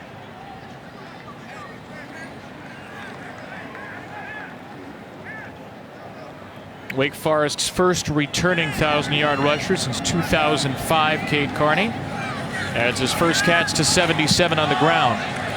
Newman a strike to Steve Claude, who has more catches tonight than he did all of last year. That's his 5th. And he's a little bit hobbled at the end of it. I'll tell you what, he's had a nice evening and creating the space necessary by just beating his man off the line of scrimmage. 3rd and 2, Claude again, 6 targets, 6 catches. Why not? I mean, he has got a matchup, but he likes it, and he's limping and wanting some more. Beating Adams. Adams cannot hold up in man-to-man against Claude. Carney lowers his shoulder, got hit at the line of scrimmage, and picks up 3 anyway. Tipa Naliai made the stop. Claude has finally left the game. He's going to get some attention on the sideline. They check Scotty Washington in his place, and they've got the matchup they want at the bottom against DJ Williams. Carney. Wake Forest moved the pile, got a little extra push. Very experienced offensive line. They lost Phil Haynes, a 4th-round pick of Seattle, but they still got a good line. And they got a big man in Washington who will stay in for this 3rd down. This is a nice start to the second half for Dave Clawson and his offensive bunch. Big receiver in Washington. Another run play. Look at Newman get out there as sort of a blocker, and it's enough for a first down. Carney to the 6. I saw him do that on film, and I had to ask the coaching staff, is that part of the offensive system? And the answer was yes. They ask him to do it every once in a while. Certainly with his size, all he's got to do is get in the way of somebody. It doesn't have to be knockout blocks, but at 6'4", 230, just kind of get in the way of a defender and give Carney some room. Stay on the ground. Carney, patient, and down to the 1. Boy, it is frustrating for a defensive front because you don't know if Newman's going to give it or pull it. He gives it here, and Carney got given. Metzenheimer with a big hit on the 13th play of the drive. And then Carney does a nice job, Kevin, of kind of hiding himself where he's not really telling the defense that he has the ball, holding the mesh point a long period of time. Newman has it this time for the Wake Forest touchdown. Well, it is a copycat sport, and you are going to see more teams adopt that style when you're running zone read.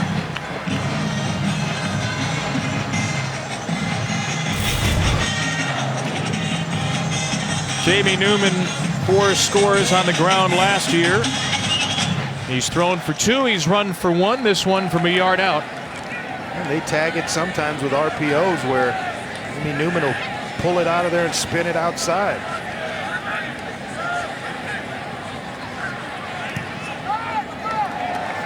Fourteen-play drive in just about 4.5 minutes. 3 total touchdowns for Jamie Newman. His Demon Deacons are back in front.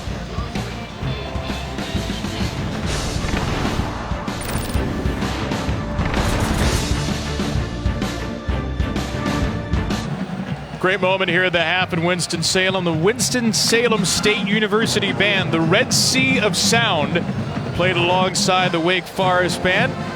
Fun show for us and for the near sellout crowd here in Winston-Salem. There's the Red Sea Sound, the Marching Rams. What's the best football band you've ever seen? Oh boy, that's a good one. The Ocean of Soul, TSU, Texas Southern. What a great name, the Ocean of Soul. I'd like to live in one of those. He's Andre Ware. I'm Kevin Brown. Third member of our broadcast crew is downstairs. That's Dr. Jerry Punch. Doc, what do you got? Yeah, pretty good news for the Demon Deacons. Their wide receiver, Steve Claude, who came limping out on the previous possession. Nothing but a cramp. Going to try to get some fluids in him. He should be okay. And the Mike backer, Ryan Spinda, went to the locker room a moment ago with his shoulder. They examined his shoulder. He just now trotted back out with a brace and some tape. They expect him back in the game probably during this series.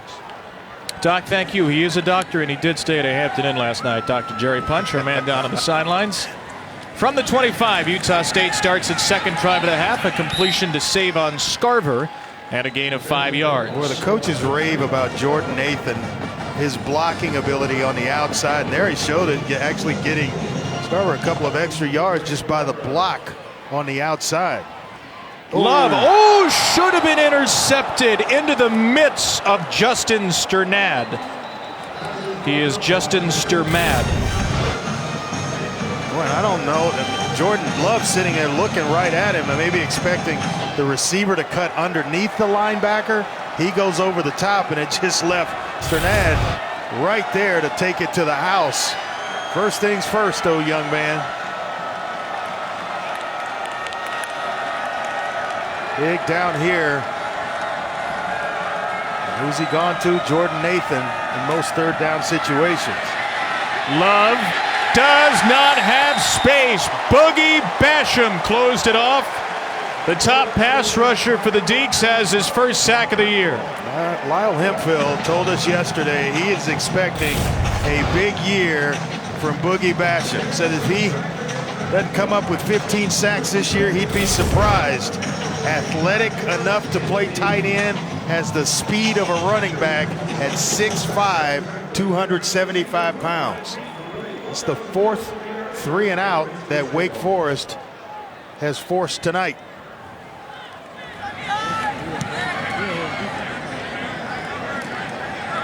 This is a good punt, driving Hinton back inside his own 25.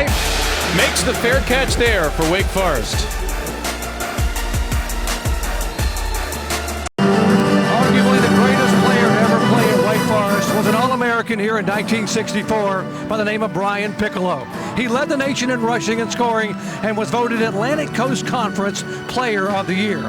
He would go on to play 4 years for the Chicago Bears. His life, friendship with teammate Gale Sayers, and courageous battle with cancer was chronicled in a 1971 made-for-TV movie entitled Brian's Song. He lost his battle with cancer at the age of 26, but he is remembered here all over the Wake Forest campus as being one of the all-time greatest Demon Deacons in football history. And Doc, I think maybe not just the preeminent player, but maybe the preeminent Demon Deacon human as well. The legacy that he left on and off the field. We celebrate Brian Piccolo as part of our CFB 150, the 150th anniversary of college football, which has seen so many wonderful characters on and off the field over the decades. Christian Beal-Smith with a short carry. He lost a yard on first down. You're going to see that logo a lot this year, 150. All season long on our ESPN family networks, we'll be covering the history of this great game, the past, the present, and the future. Future which looks bright for both of these programs. Beal-Smith. Boy, just that action just forces you to have to stay at home. You can't really guess. You have to stay in your rush and your run lanes and just play the play through. If you move you adjust or try to adjust to what Jamie Newman is doing, you find yourself out of position, and all of a sudden Cade Carney is slicing you up. Deeks have been very good on third down. They were 42% last year. This is exactly where Coach Anderson wants his team, third and long. Quick hitter Hinton, and down he goes. It wasn't Woodward with a tackle. It was Jacoby Wildman who came in to clean it up later, and that's the first 3 and out forced by Utah State. Actually, the same play that they picked up a third and long on before, just different defense. Went to man, There wasn't a whole lot of space for Hinton to get himself started. And they're able to make a nice tackle in the open field and force a punt here. And Utah State's going to have some pretty good field position with any type of return. Punt is away from Maggio, and it's over to the sideline. Utah State led the nation in 3-and-outs forced per game last year. Aggies get their first one here at 6:15 to the third, and they'll have it after a flag. Holding, number 25, receiving team. The penalty will be enforced from the end of the kick. First down. Jared Green with a hold. Media timeout. Hurts the field position for Utah State, which will have it down 3.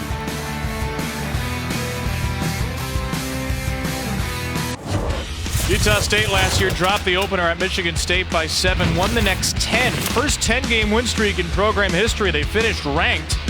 Tied a school record 11 wins, 7 conference victories. Jordan Love was awesome. Second team all-conference, 39 total touchdowns. They were so good that Matt Wells got a new job. He went to Texas Tech. And Gary Anderson returned. It's an unusual coaching transition because Anderson had been there from 09 to 12. He had been with Mike Sanford Sr., and he now has his son Mike Jr., who was the head coach at Western Kentucky, as the new offensive coordinator. Mike Sanford Jr. was very excited about this job for a couple of reasons, Andre, one of which was he got to snowboard again, which you can't really do in Kentucky. And look at this hurdle by Jordan Nathan. How about that? That's catching some air. Don't need a slope for Jordan Nathan, 17 yards. Let's get airborne, baby. I'm just shocked that he was able to get all the way over the top of someone, and they're standing straight up. Luke Masterson, all 6'2" of it. Jordan Nathan, he was crowd surfing at the end of this. Here's Devin Tompkins, the slot receiver, with a burst. Good night, Devin. 2 plays. 63, make it 73 yards on the quickest drive of the night for Utah State. And he's not big, but he's tough. 4.3 speed is what Coach Phillips told me about his young receiver out of Fort Myers, Florida, Dunbar High School.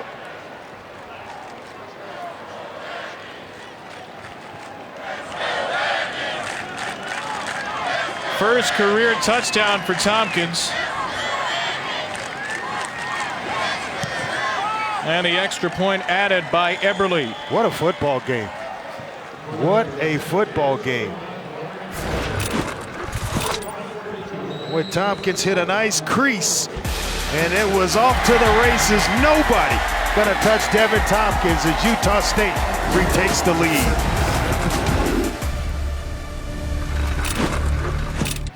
Get it back quick to 56-yard pitch and catch. Jordan Love's third touchdown throw of the game to Devin Tompkins. Yeah, 2 excellent blocks at the top of the screen, and then it's just off to the races by Tompkins. And where in the world is Nasir Greer? Why is he not on the field? The game, the touchdown saving tackler for Wake Forest. He's had either 2 or 3 touchdown saving tackles. He couldn't save it from the bench. Utah State is back in the lead on this Friday night. Tomorrow, our first full Saturday of the season, College Football 2019, right here on the ACC Network and the ESPN app. A triple header. In-state battle to start East Carolina, North Carolina State at noon. Virginia Tech and BC, 2 teams that would love to get off on the right foot in conference play at 4 Eastern. Their seasons could go any which way. And then Virginia and Pitt, 7:30 Eastern, ACC Network primetime, presented by Geico. A lot of folks love Bryce Perkins and Virginia in the Coastal this year.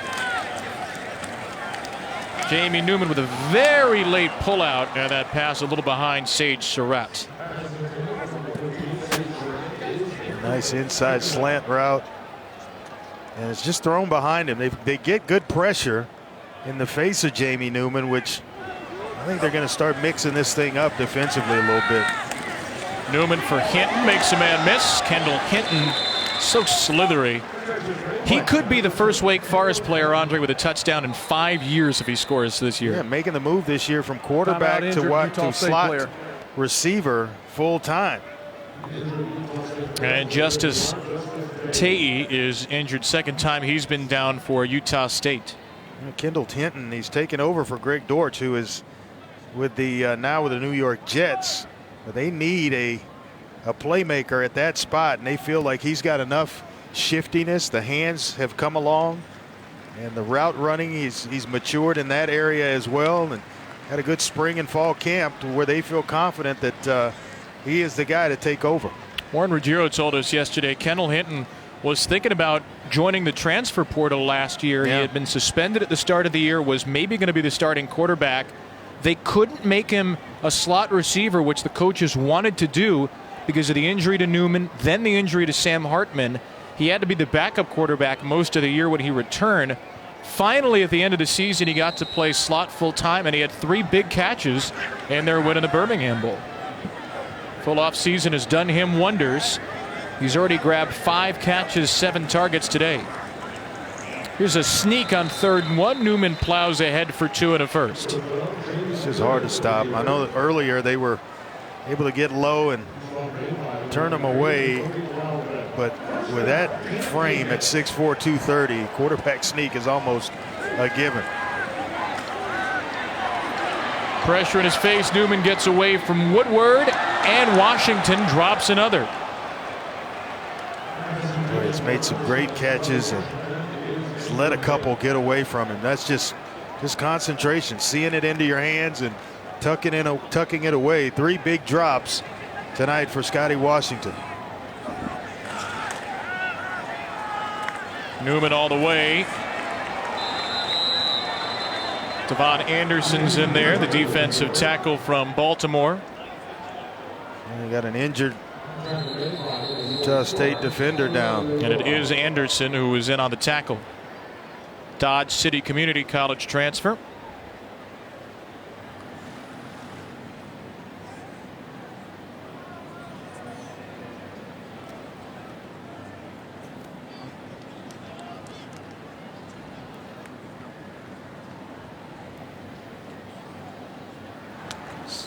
Maybe his lower leg, left leg. Try to. Well, 3rd and 9 coming up. We were talking about Kendall Hinton earlier, Doc, and what a journey it's been for this young man.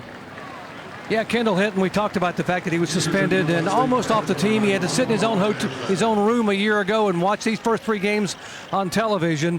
And he talked about the fact that he put his name in the transfer portal, then took it back out. But the best thing that happened to him was in May when he got to walk across the stage as a graduate. He got his degree at Wake Forest University in health and exercise science. He said, a year ago, I was immature. I've learned so much. I'm a different man. And now, most importantly, I'm a college graduate with a diploma from Wake Forest University. That's a great story, Doc. Sometimes the easy thing to do is to just transfer and forget everything. And sometimes it's more rewarding when you just stick it out.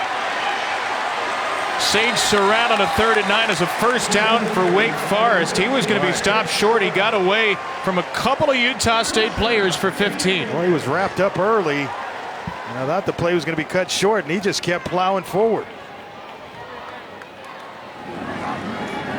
Surratt again, the 2nd all-time leading scorer in basketball in the state of North Carolina. He's the first ever player of the year in basketball and football in North Carolina history. They're going to continue to pick on DJ Williams at 5'9", 180. These big receivers. Wouldn't be surprised they go right back to it. 3 in a row. No doubt. And Surratt gets out of the Williams tackle inside the 20 for a first down. I might give him. Just slow the tempo down a little bit and go right back there. Again, that's 3 plays in a row to Sage Surratt. And the coverage dictates. Are they going to keep isolating him? Newman will go the other way this time. And Newman is sacked. What a play from Christopher Unga, who blew it up. His first full sack of his career. He's going to continue to work. Finally comes free, and Jamie Newman, he had such a running start on him, he couldn't make a move to make the big fella miss. Boy, I like Surratt again. Long throw grab by Washington, and Washington gets just about everything for Wake Forest. The 11 yards back, and another 8 or 9. It's third and very short coming up. And he's got them whenever he wants. The matchups on the outside, big receivers against these smaller corners, you just work the edges. Third down, Carney for the first, up the gut, and across to the 5. That is the mismatch in the football game for Wake Forest. 6'5" and 6'3" on one side. 6'5" on one side, 6'3" on the other. Newman will go for 6'3", but he airmailed it. And I think Surratt just cut his route short. He'd be a little winded after the workload that he's had on this drive. 3 touchdowns total for Newman. Now they got him down here side by side in the lower part of the screen. Fakes the pitch. He'll go for the shovel pass instead to the tight end Chapman. Big time hit. Looks like maybe Shaq Bond coming up on the tight end Chapman. That was a big time blow. 6 of 8 third downs in the half. It's Carney going up top and coming down just short. No doubt you're going to go for it here. Even if you come up short, you got Utah State pinned in deep. Back to Carney again, I would go. Carney is not going to get it. Utah State holds on downs inside its own 5 for the second time tonight. Devin Anderson in helping out, and it's just they're getting leverage in short yardage situations where the Wake Forest offensive line can't push. Nowhere for Carney to run the football in a crowded area.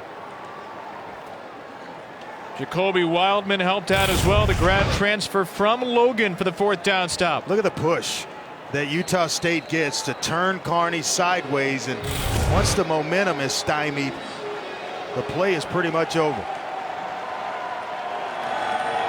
Now here's where we talked about it earlier. You're backed up, experienced quarterback. Take a shot. Take a shot on the outside. Play clock's down to 3. It's Jalen Warren inside, and again almost hitting the end zone. He gets out to the 5 though for some breathing room. Just makes you nervous trying to hand it off to get penetration. It's a safety. Got Jordan Love. Spin it. Warren, National Offensive Player of the Year in junior college last year, led JUCO with 159 rushing yards per game at Snow College in Utah. Well, this is go ahead. I was going to say broke the Utah State record in high school too, as that wasn't good enough. Get back to my thought in a minute. I'm waiting for it. You can give it to us now. I'm telling you, this is something for teams playing Utah State. When they back them up like this, expect the run, because this is what they've done. And until they show you something different, teams will pack the box on their schedule coming up and be able to defend them when they're down here. It's a pass here, and it's intercepted. Maybe that's why. By Amari Henderson. That's why you hear me with the term push the ball down the field to the outside. Something that stops gives a defense a chance to make a break on the ball. And Mariner is kind of fading backwards on his hitch where he can't get his body between Henderson and the football. And Jordan Love there pays a price. Maybe stared it down, gave Henderson an indicator. But you push it to the outside and away from the defense and not sit receivers down. 4th career pick for Henderson. No team has scored consecutive times in the game, and Utah State had the last tally. And here comes Wake Forest. Beal Smith romps into the end zone. There is a flag down at the 2. That'll be a face mask against Utah State. So this one will stand. There'll be 6 points and a Wake Forest touchdown.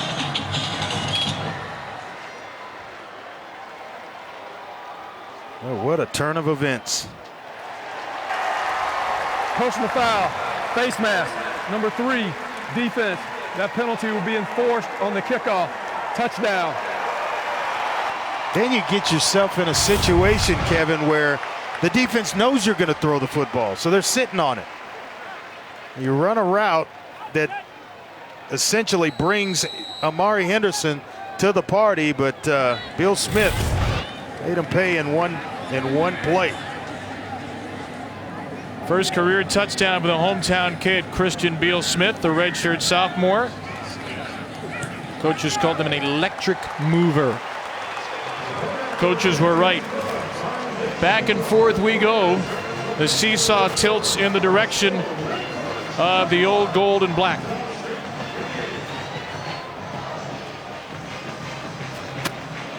What an answer in terms of complimentary football to your defense making a play and then the offense rewarding the defense. You talk about an uplift. Everybody talks about momentum. That is capitalizing on momentum. The interception with Amari Henderson, reading the quarterback Jordan Love, jumps it. And then it's Christian Beal Smith with a handoff, patience, and the ability to break a tackle, fight through a face mask to give Wake Forest a 31-28 lead. What a football game we had.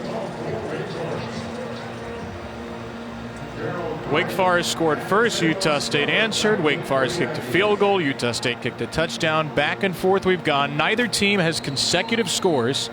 Each of the last 6 scores have been lead changes.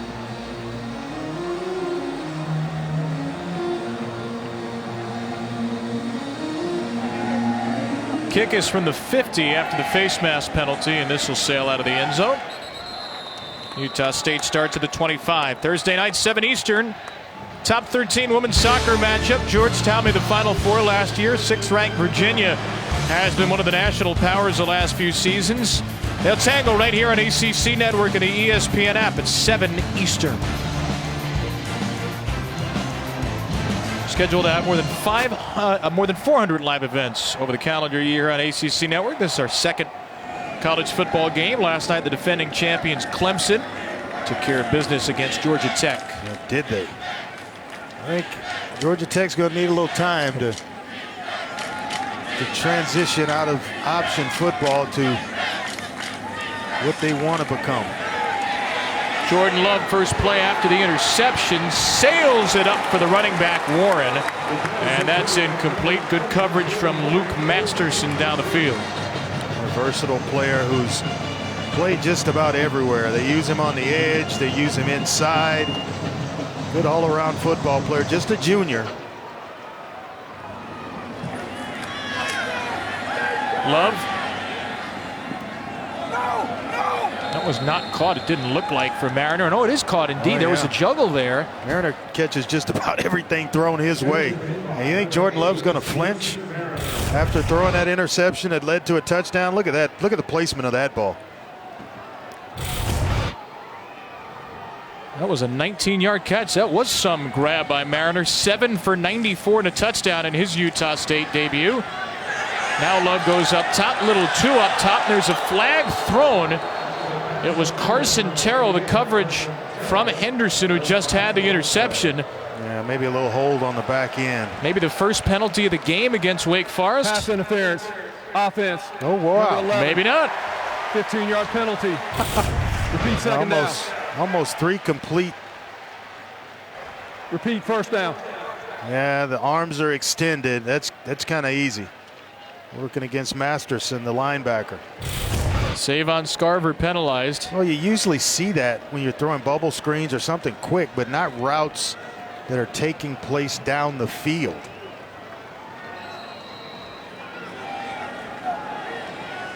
$135 plays in the game. No accepted penalties against Wake Forest on week 1. Boy, is that impressive. That is a testament to Dave Clawson and his staff. No doubt about it. That's discipline within the program from top to bottom and in all 3 phases. Oh, big hole for Warren right away. Got a block. Jalen Warren can go, and he's across the 35, shouldered down by who else but touchdown saver Nasir Greer at the 30. And they need to get it. They need to have someone check Nasir Greer out, because he took a blow, got up, and wobbled after this run by Warren. I mean, they need to check him, seriously. Yeah, that's a discouraging sign, and the good news for Utah, for Wake Forest, they'll have time to check him as the quarter comes to an end.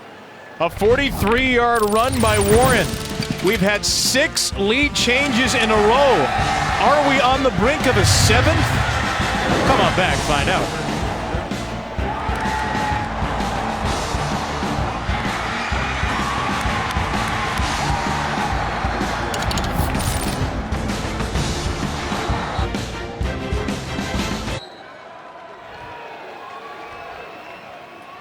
Start of the 4th quarter. Welcome back to ACC Network College Football, presented by Dr. Pepper.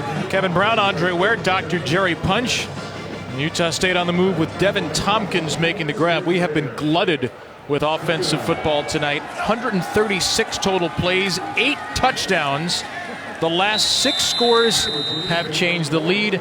Neither team, Andre, has scored on consecutive drives. You know what that means? The last team to score was Wake Forest. Yeah, it's been a magical night offensively, and these coaches, both coaches, will get all over their defenses when this one is over. A little bit too much given up in the total yards department by both defenses.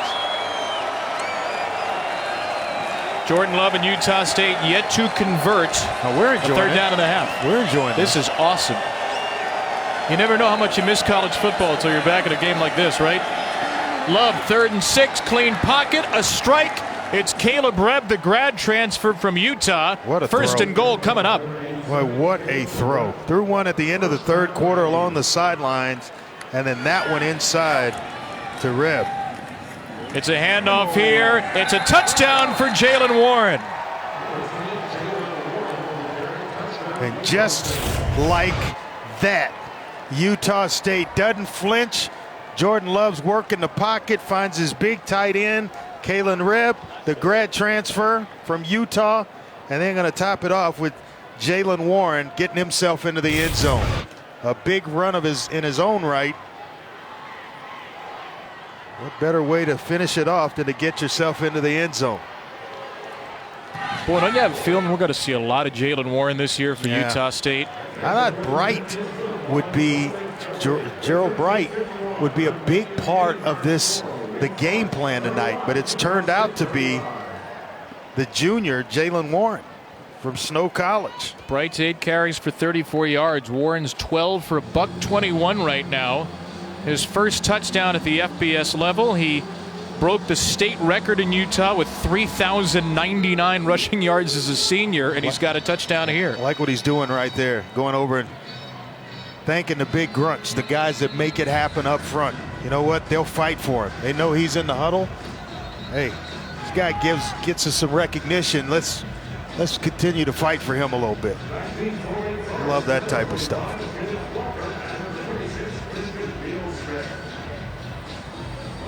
$15 touchdowns at junior college last year. Snow College, which is a terrific JUCO program in Utah.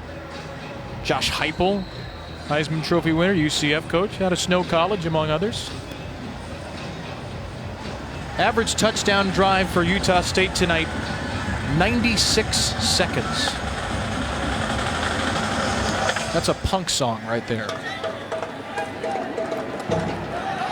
Christian Beal-Smith had the last score for Wake Forest, and he's just shy of the 25. Well, Utah State's been in this spot before. It was 1 year ago, a very similar score. And the Aggies open the season at Michigan State. Darwin Thompson, everyone's favorite fantasy football sleeper this year, plunged in from a yard out. Utah State led with 5:05 to go, but Connor Hayward ran it in for the Spartans. 2-point conversion made it a 7-point lead. Jordan Love was picked off, and Utah State nearly shocked the nation in week 1. And of course, in hindsight, it shouldn't be much of a shock. They ended up going 11-2 and probably had a better season than Michigan State. A great season. First play of the drive, Carney runs over a couple more. Half the Utah State defense needs to be there to take him down. Well, he just refuses to go down. Doing it on very little rest because of a quick scoring drive of Utah State, and he's right back on the field doing his thing.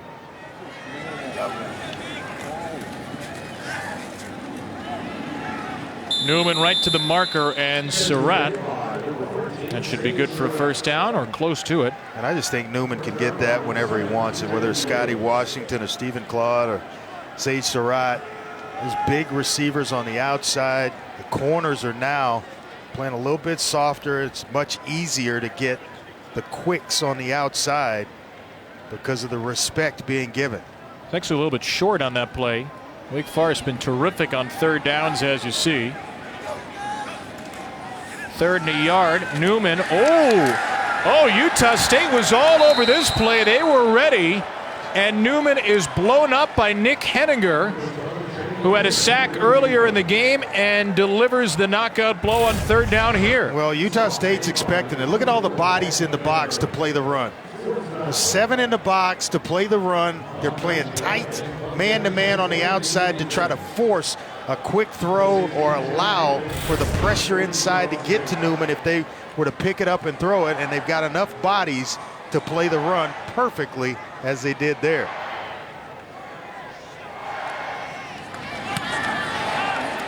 Punt from Maggio. It's a long one. There's room to return it, but Nathan instead calls for the fair catch. 3 and out forced by Utah State. They've got the ball in the lead.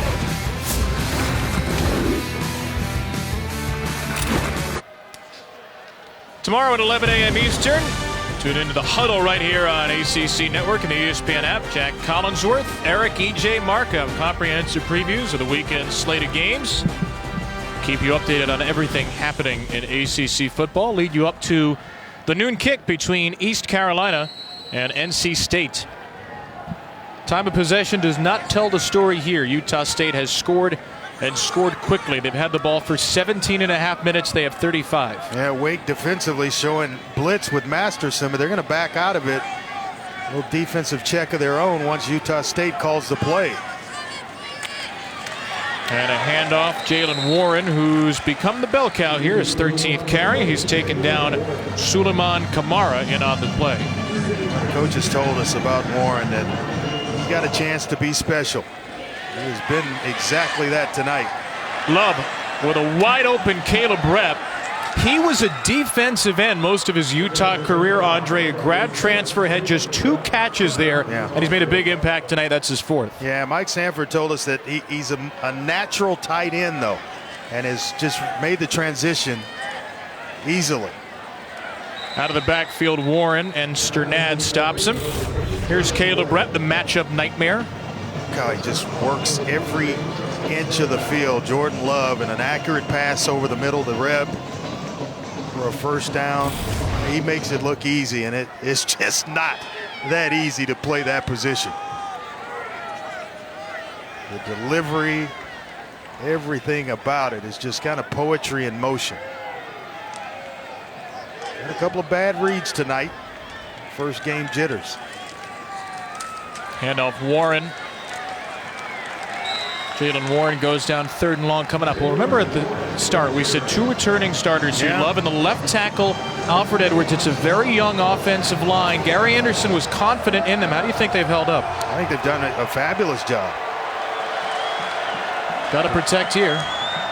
Rush of 3. Love pressured a little bit from behind there, though, and his pass too high for Terrell as a result. Yeah, they got Boogie Basham with his ears pinned back in an obvious passing situation. Watch number 9 get pass rush, and enough of it to just where you can't follow through if you're Jordan Love. Can't really step into that one. It's off just by a hair to Carson Terrell. Tell you what, folks, that wasn't a great time for us to bring up the offensive line now, was it? No, but overall, I think they've done a fabulous job having to replace 4 starters. Fair catch called for, made by Hinton at his own 24. Whole lot of football left from Winston-Salem. Wake's turn when we return.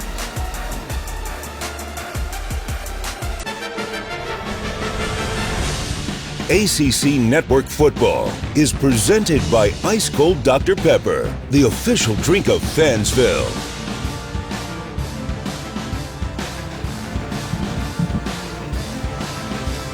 35-31, Andre. Utah State's in the lead. What a night, though, for Cade Carney of Wake Forest. Yeah, he has been just about everything, or as good as advertised, running between the tackles, leaping over defenders, breaking tackles, and getting himself into the end zone, but catching passes out of the backfield. He's been the workhorse, but this series, we're going to get a chance to see the other part of that 1-2 punch in Christian Beal Smith. Incomplete pass from Jamie Newman, thrown behind Brandon Chapman on first down. And this is where, if you're Coach Anderson, you want your defense second and long, third and long. You got to come up big the first two downs in a possession, and then bring some pressure maybe on Jamie Newman. You know, Carney's on the sideline chopping to get back in the game, wanting back in. This is Beal Smith's series, and this is Beal Smith's football. And not a whole lot of room for him there. Fua Leilua closed it up inside. Third and long coming up. This is where Utah State expecting a pass, maybe bringing some pressure. Keep an eye on David Woodward. 3rd and 7, Newman. He'll run it. Needs the 33 for a first down. He's upended, took a hit, but he's got the first down. DJ Williams made the stop. It's a gain of 9. Well, they rush 4 and just drop into deep zone coverage.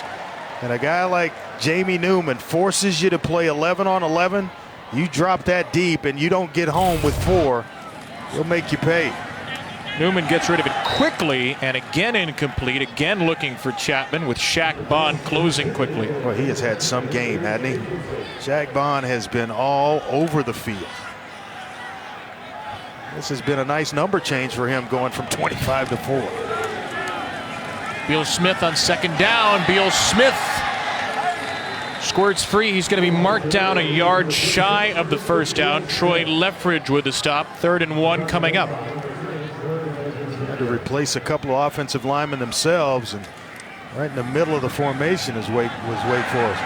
Beal Smith gets pushed backwards. Jacoby Wildman living up to the name. A local Logan kid who plays with a great motor, and you see it there, never giving up, fighting off a block, and just gets enough of Beal Smith around the ankles to bring him down.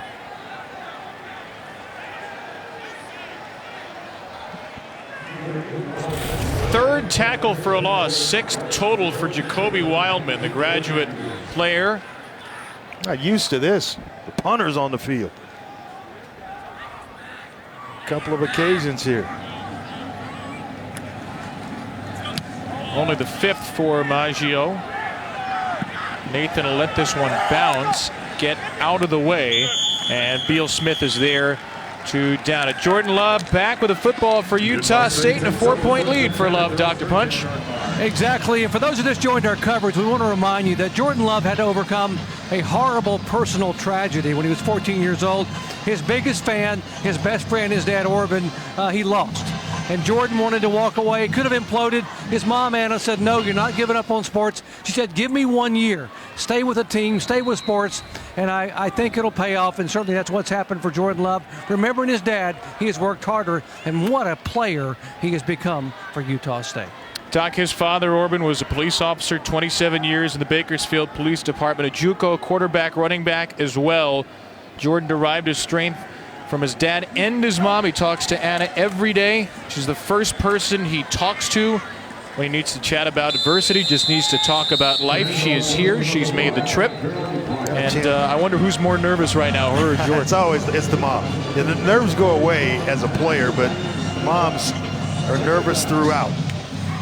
And we had a chance to chat with him this week on the phone, and tell you what, I was as impressed there as I am watching him sling this football all over the field. He's got tremendous focus.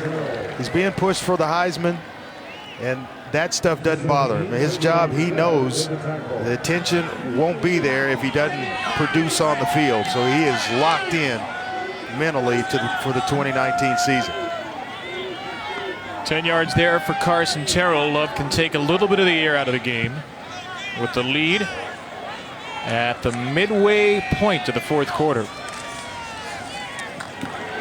Another completion here and a broken tackle. Taylor Compton, that's 31 completions for Jordan Love now, Dr. Punch. You know, coaches say Jordan Love is unflappable. He never loses his composure. I asked his mom why. She said, well, his dad was a police officer, and I'm a California highway patrolman. We stay pretty cool. That's a winning combination right there. That's building the perfect quarterback in terms of how to handle pressure. And he's got some pressure coming here with a 3rd and 10. What does Mom think? Yeah. She looks pretty relaxed. If she can sit there and watch the action. 3rd and 10 movement on the right side of the line. Andy Koch, the right tackle.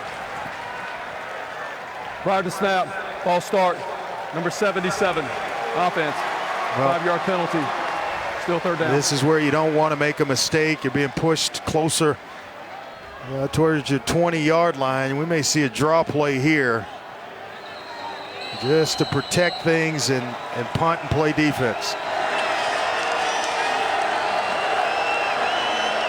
Anderson talked about every drive ending with a kick of some sort. 5 to snap it.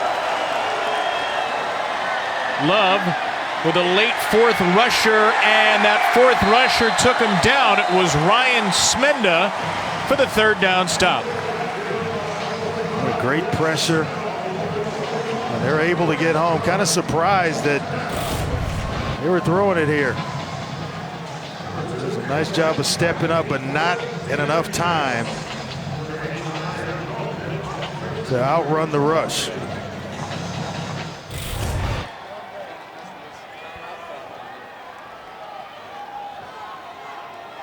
Aaron Dalton, who missed last year with injury, his 6th-year punter, is back to kick it. Dalton gets it away. Kendall Hinton with another fair catch, and terrific field position for Wake Forest. 6:18 to go in a 4-point game on opening night.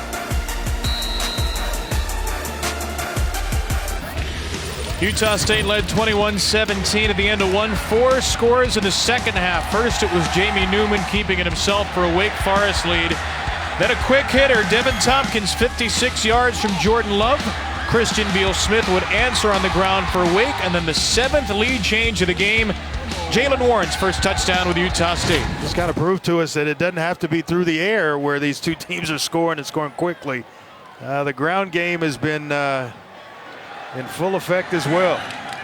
Kendall Hinton, that's essentially an extended running play. A gain of 2 yards from Jamie Newman. He was named the starter. He won the quarterback battle with Sam Hartman, who played most of last season, the true freshman. Newman down the stretch went 3-1, and he led Wake Forest on 2 game-winning drives in the final minute at North Carolina State as a 3-touchdown underdog on the road. And in the Birmingham Bowl to close out the year, he's got more than 2 minutes to go. He's got a 3rd down and short after the completion to Jack Frudenthal. Well, and he showed some courage sitting in the pocket there with Christopher Unga barreling down on his chest. Throws a nice accurate pass to the tight end. And the tackle, the 22nd for David Woodward, the Pro Football Focus linebacker of the year last season, highest grade among college linebackers. He's got 22 because Wake's run a whole lot of plays. And this is another one to Hinton for a first down, winning the battle outside. Hinton runs a nice route. That little, we call him a pick route. A lot of people refer to him as rubs, but it is what it is. But Hinton is able to come free. Claude, he's stuck by the true freshman Cam Lampkin, who was not on the Utah State 2-deep, got beat by Hinton on the last play, and then delivered his revenge.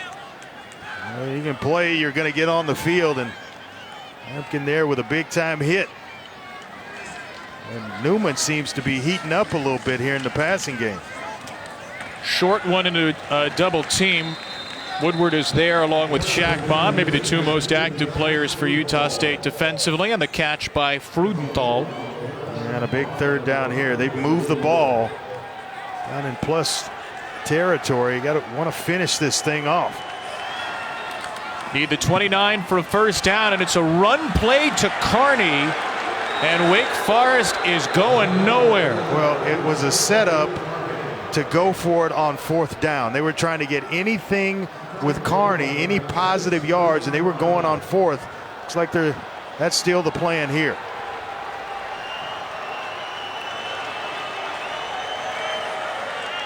On 4th and 5, Newman's pass is incomplete. He was searching for Sage Surratt, and Utah State takes over on downs again. Shaq Bond, the safety on the back end, almost got him an interception. And it's one of those where you go back and look at it, you're actually happy that it didn't happen. You got better field position by not catching the interception. Clausen wanted a flag there on the contact against Surratt. Didn't get it. Utah State has the ball at its own 34. They take a conservative approach here. And if it's a pass, it's going to be something quick. Well, they may ride the shoulders of Jalen Warren here the last 4 minutes and 6 seconds.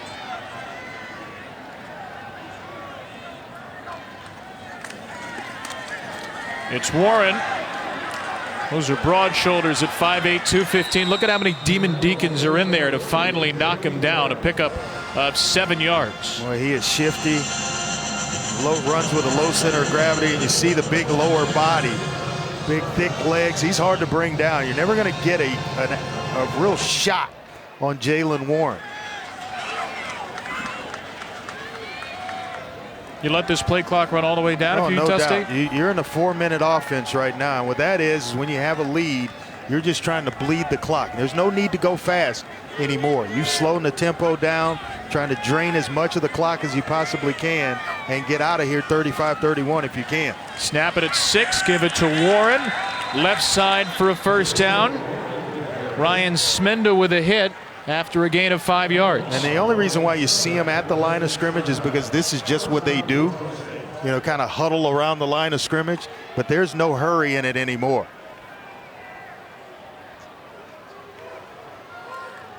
Only win in ACC history for Utah State. The first meeting between these teams back in 2014, 36-24 in Logan. Yeah, the play clock, we would get to about 5 seconds before I would snap it if I'm Jordan Love.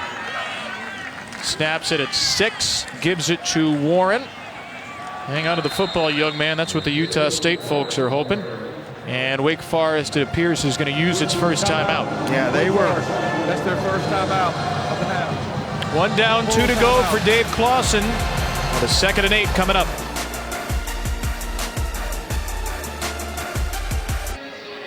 Gary Anderson left Utah State 7 years ago, but he said he kept his house in Logan the whole way. His 3 sons went to Utah State. Gary told us he was happy to get the house back, but he said, let's face it, we had to take the thing down to the foundation, remodel it. Concrete in the roof, that's it. There's some new look. There's some old foundation for Gary Anderson, both with his house and with this Utah State program. He retakes it over for Matt Wells, and he could be 1-0 in his second go-round with 2:41 remaining in a 4-point lead. Jordan Love will hand it off again. Jalen Warren bouncing through the middle of that Wake Forest defense. And he'll be about 4 yards shy of a first down as Wake Forest uses timeout number 2. And thing for Jalen Warren, it's going to be his show from now to the finish line, is to make sure that he's holding on to the football. And Jordan Love makes sure the quarterback, running back exchange, the mesh point, it's all clean. Now the first order of business is to protect the football if you're Utah State. Well, this is quite an appetizer for our first main Saturday of college football. First one ever right here on ACC Network. It's a historic weekend for us. East Carolina, NC State, noon Eastern tomorrow out of the Wolfpack. recover this year. No more Ryan Finley. Virginia Tech at BC at 4 Eastern to follow. And then in prime time, Pitt, which won the Coastal last year, and Virginia. A lot of folks like Virginia to win the Coastal this year. 7:30 Eastern, ACC Network. Prime time presented by Geico. Who you got in the Coastal? Virginia, Miami, Virginia Tech, Pitt. I like Miami. I think they're going to bounce back and have a fine season. It's a tough start against Florida. They had every opportunity to win that ball game and let it just kind of slip away late. 24-20 last week. A 4-point game there, a 4-point game here. Third down, Love will give it to Warren. He is smothered. And the late push can't help. He gets nothing.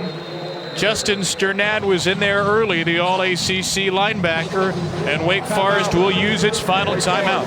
Watch the film of Final timeout of the second half. Jamie Newman lead Final. Wake Forest from behind against NC State. And he's going to have some time to do it tonight against Utah State. 2:26 left. Obvious punting situation for Gary Anderson and his football team, so there's plenty of time left.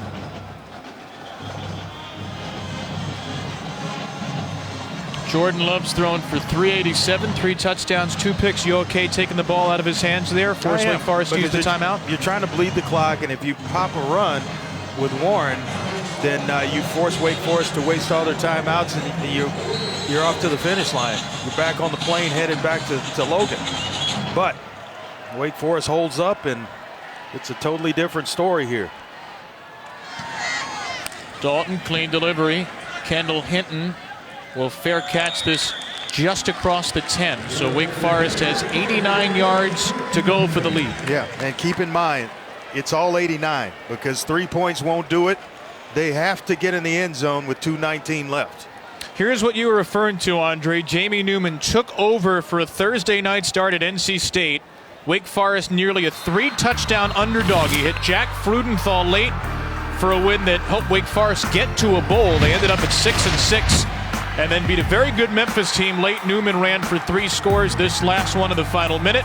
A missed field goal late solidified a 37-34 win and a 7-6 year for the Demon Deacons. MVP of that bowl game, the Birmingham Bowl against Memphis.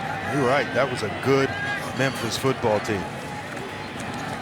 So 1st and 10 for Newman, and a strike to Kendall Hinton on the first play, upended near the 30-yard line. That's the way to start it. 19 yards, Newman to Hinton. Boy, Dr. Jerry Punch talked about Newman's maturity, and you are seeing it play through on the field tonight. Jamie Love's had deep ball, and he's got it to Surratt. Sage Surratt will score.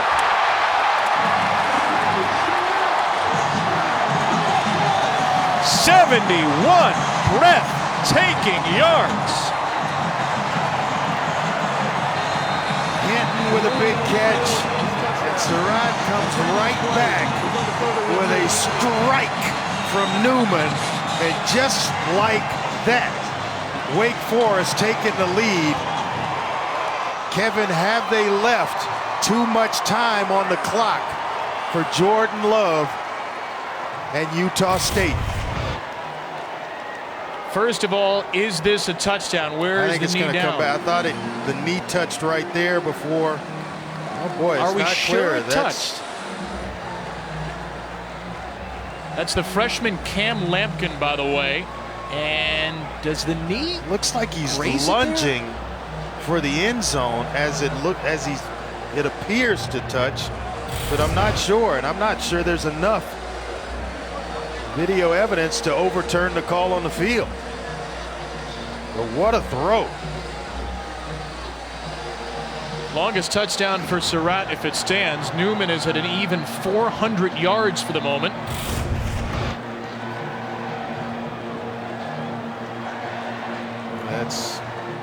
I don't think the kneecap is down there. I think that's all the leg. Again, the call of the field's touchdown. You have to have evidence to overturn.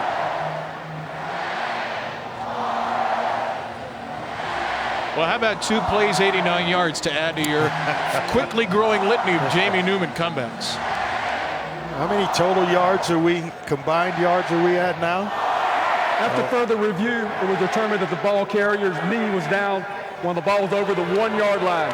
Be first and goal at the 1-yard line. Okay. The clock will start on my signal. Well, if we subtract a yard there, we're at almost 1,200 yards total. We're at, let me do some quick math, 1,146. That's Andre Grayson, the sophomore, who has beaten coverage. Nice job by the freshman Lampkin to get down here and, for the moment, save the score. Yeah, they can let the clock just continue to tick. If you had to do it over again, maybe Lampkin shouldn't have made the tackle. Yeah, in let him get in the end retrospect. zone. Hard to say that in the moment, but this could be a huge I might break. have taken a timeout if I'm Gary Anderson there and force them to go ahead and run a play. Carney is the back, and Carney not going to make it. Devon Anderson with a stop. And he's finally going to take one here. I might have taken it before that the ball was snapped. 1:21 left, because it was clear that Wake Forest was going to let the clock run. You need every second once you get the football back. You're hoping that maybe you have a goal line stand here. Timeout, Utah State. That's their first timeout of the second half. And they have come up short on a couple of situations that were short yardage situations early in this game.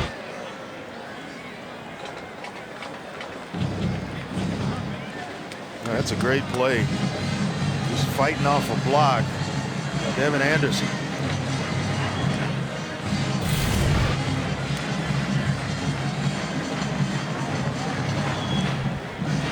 Utah State has held up twice, to your point, on a couple of 4th downs and 1 to go. So a touchdown is not a guarantee Not a here given. for Wake.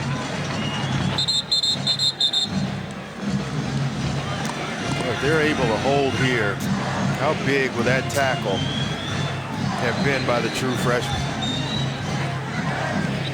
Huge. Game saving. But they got a lot between now and then. Well, Cade Carney's your man in this situation. Half of his touchdowns coming into tonight from exactly 1 yard out. He's in there again.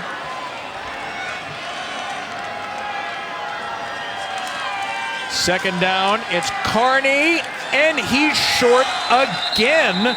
Shaq Bond in there to blow it up, along with a host of others. Anderson's been a presence inside, and Utah State uses its second timeout. 30-second timeout. I tell you what, I thought the play was He put snapped. 1:21 on the clock. 1:21.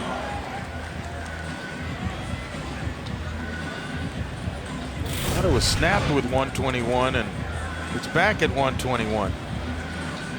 A nice job by Anderson getting low and push. Again, Shaq Bond finishing things off. Wake's got to do something different here, right?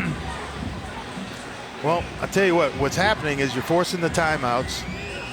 The time is ticking away, and they're feeling like eventually we're going to pop Carney to get in the end zone. So I think that's the best option right now. You just got to get some push. I wouldn't take it out of Carney's hands. No. Even with Newman, the way he can run it in? One of the two. You know, the way they run their zone read, or Newman is certainly a viable option.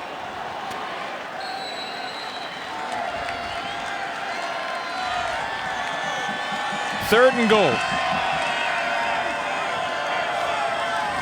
Newman sticks it to Carney. Carney is not going to get close. He's been swallowed up 3 straight plays, and it's 4th and game coming up on the other end of this timeout. Wow.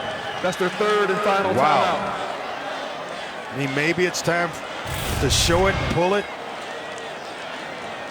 They may have lost yards there. Woodward again.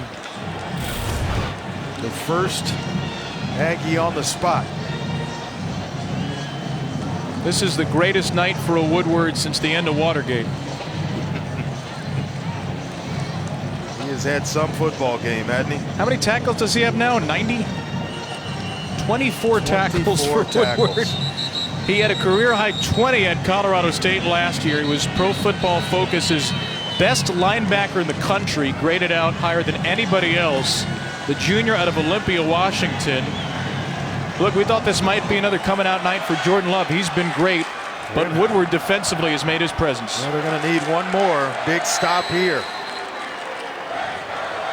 4th and goal from the 2.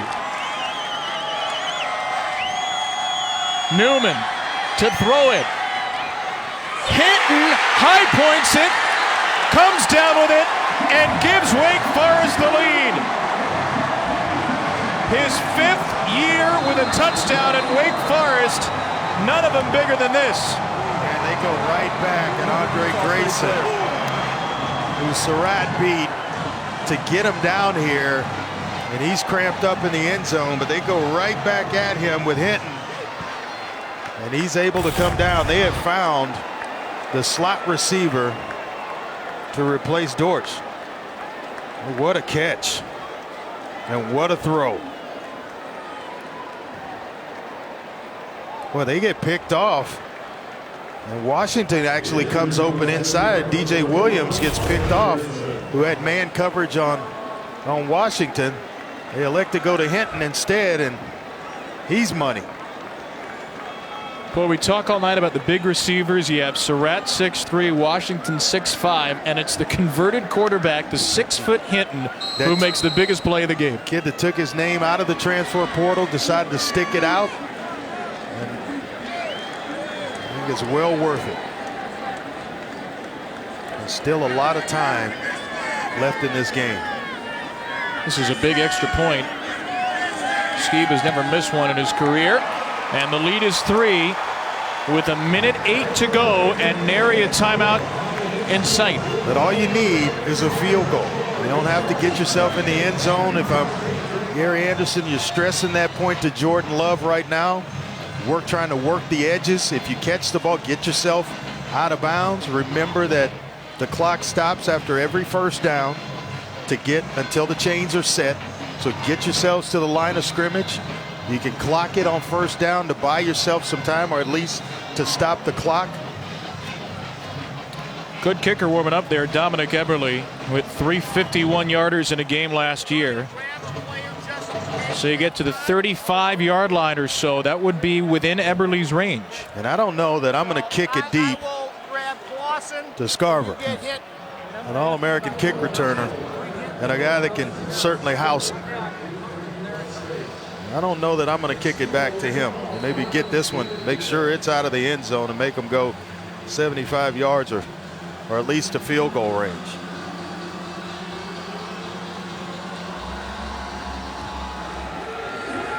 This is a big kickoff for Nick Skiba.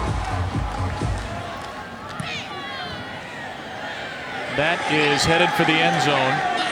So Utah State will start at its own 25. 1 year ago in week 1, they led Michigan State late, saw the Spartans score with a couple of minutes to go, lost 38-31.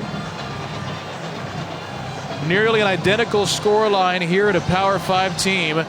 The good news, they score as fast as anybody. 29 scoring drives under a minute last year, most in the FBS, and they'll need one within the next 68 seconds. Plenty of time. Jordan Love's Travel and Salvation Show has 1 shot left. Yeah, elect to play zone here. A rush of 3. Love hit as he delivers and nearly intercepted. Kobe Davis came tumbling over the top and almost ended the game.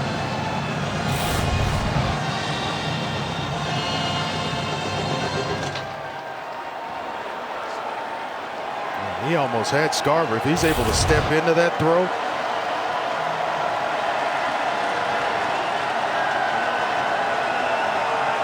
Who's your go-to target here if you're Love?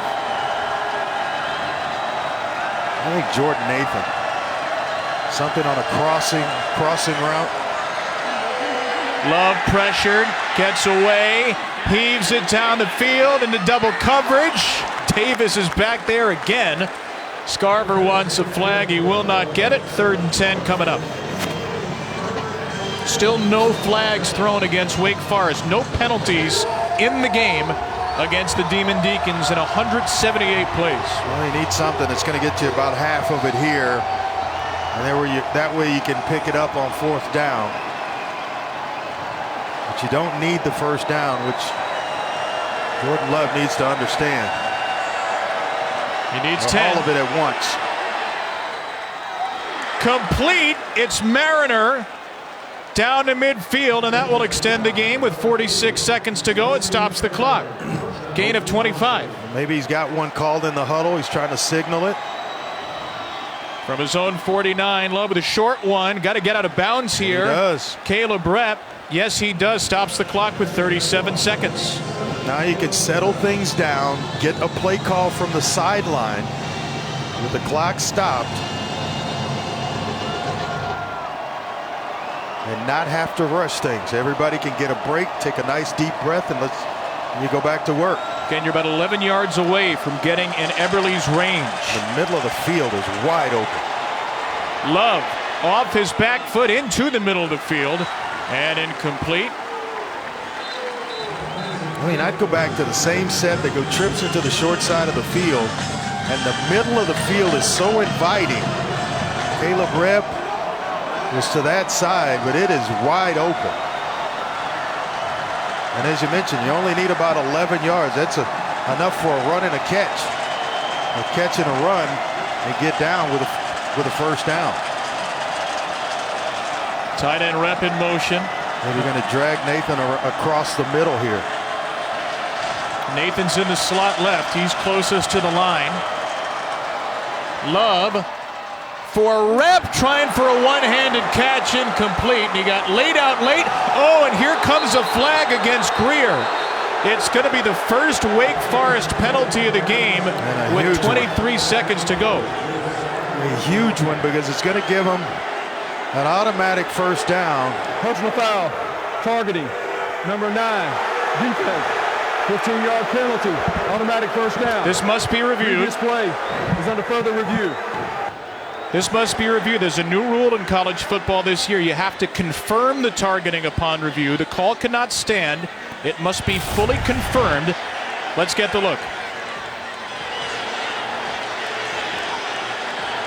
Oh yeah, no doubt about it. There's no doubt. Because one, he's loading up to launch. And then as he's loading up, he's making contact between the shoulder and neck area. There's no doubt that that's targeting.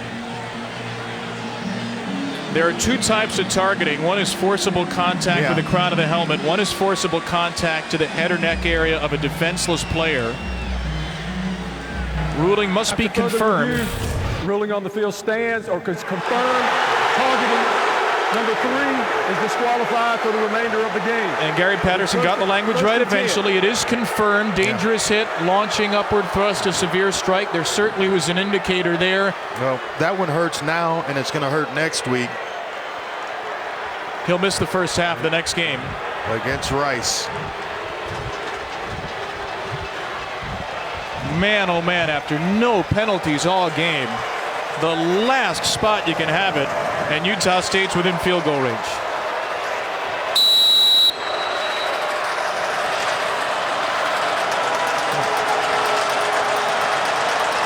Still no timeouts. From the 31, Love. Can't take a sack here. Can't take that either. Intercepted. Justin Sternad with a game winner for Wake Forest. What a play, and he has made a couple in this game, but none bigger than the one he just made there to save this ball game with 17 seconds left for Wake Forest. I correctly confirm. Unbelievable play by Sternad. His Love's trying to bite off a little bit more, rather than just get the ball out or take the underneath throw, he's trying to squeeze one down the field. And now it's victory formation for Wake Forest. And they get out of here with a 38-35 victory.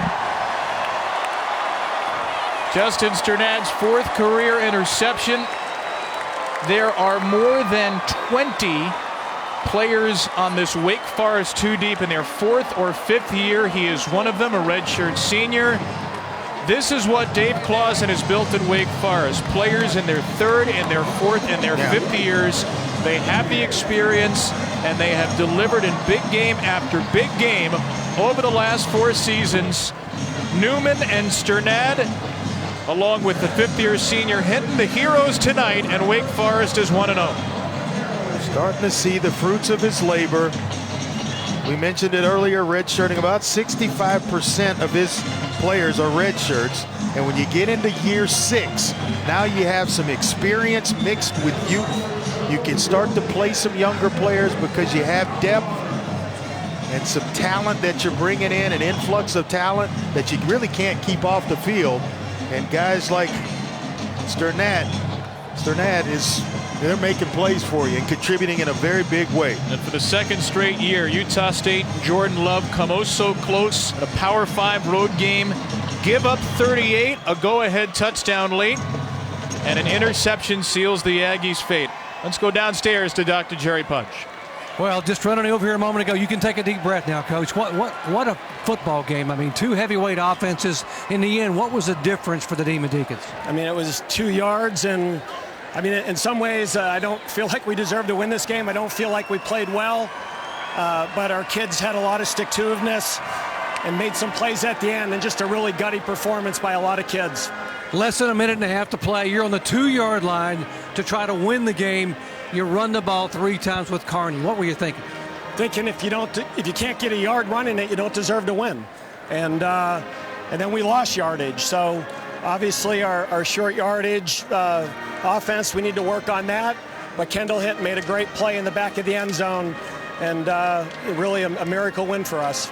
You talked about picking Jamie Newman because of what he could do at the end of a ball game. He won twice last year. NC State late, came from 18 behind in the bowl game. His maturity in that last drive, how would you comment on that? He doesn't get phased in those situations. So he's done it with us in the Birmingham Bowl, NC State, and now today against a very good team.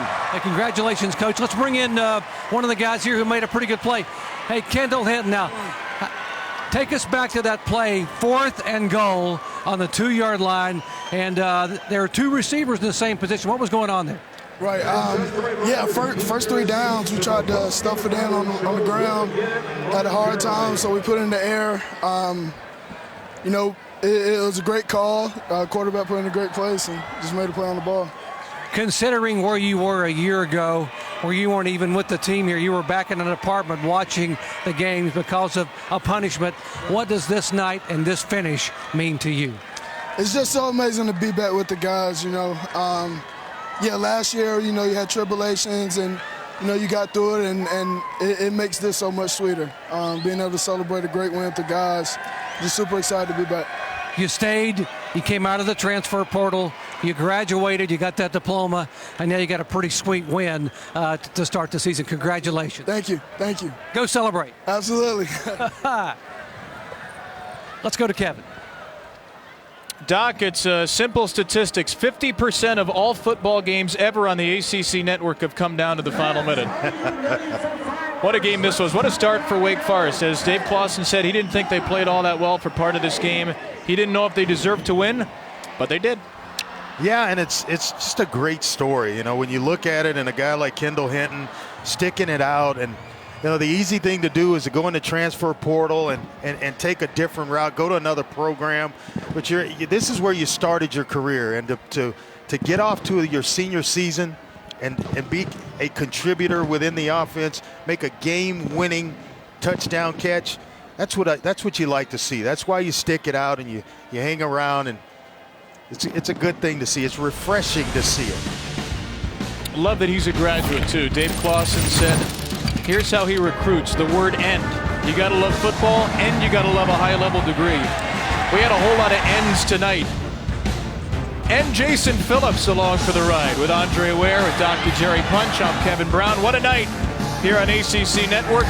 Wake Forest wins at 38-35 over Utah State. Thanks for being with us on a memorable Week 1 night from Winston-Salem. Coming up next, Georgia Tech and Clemson.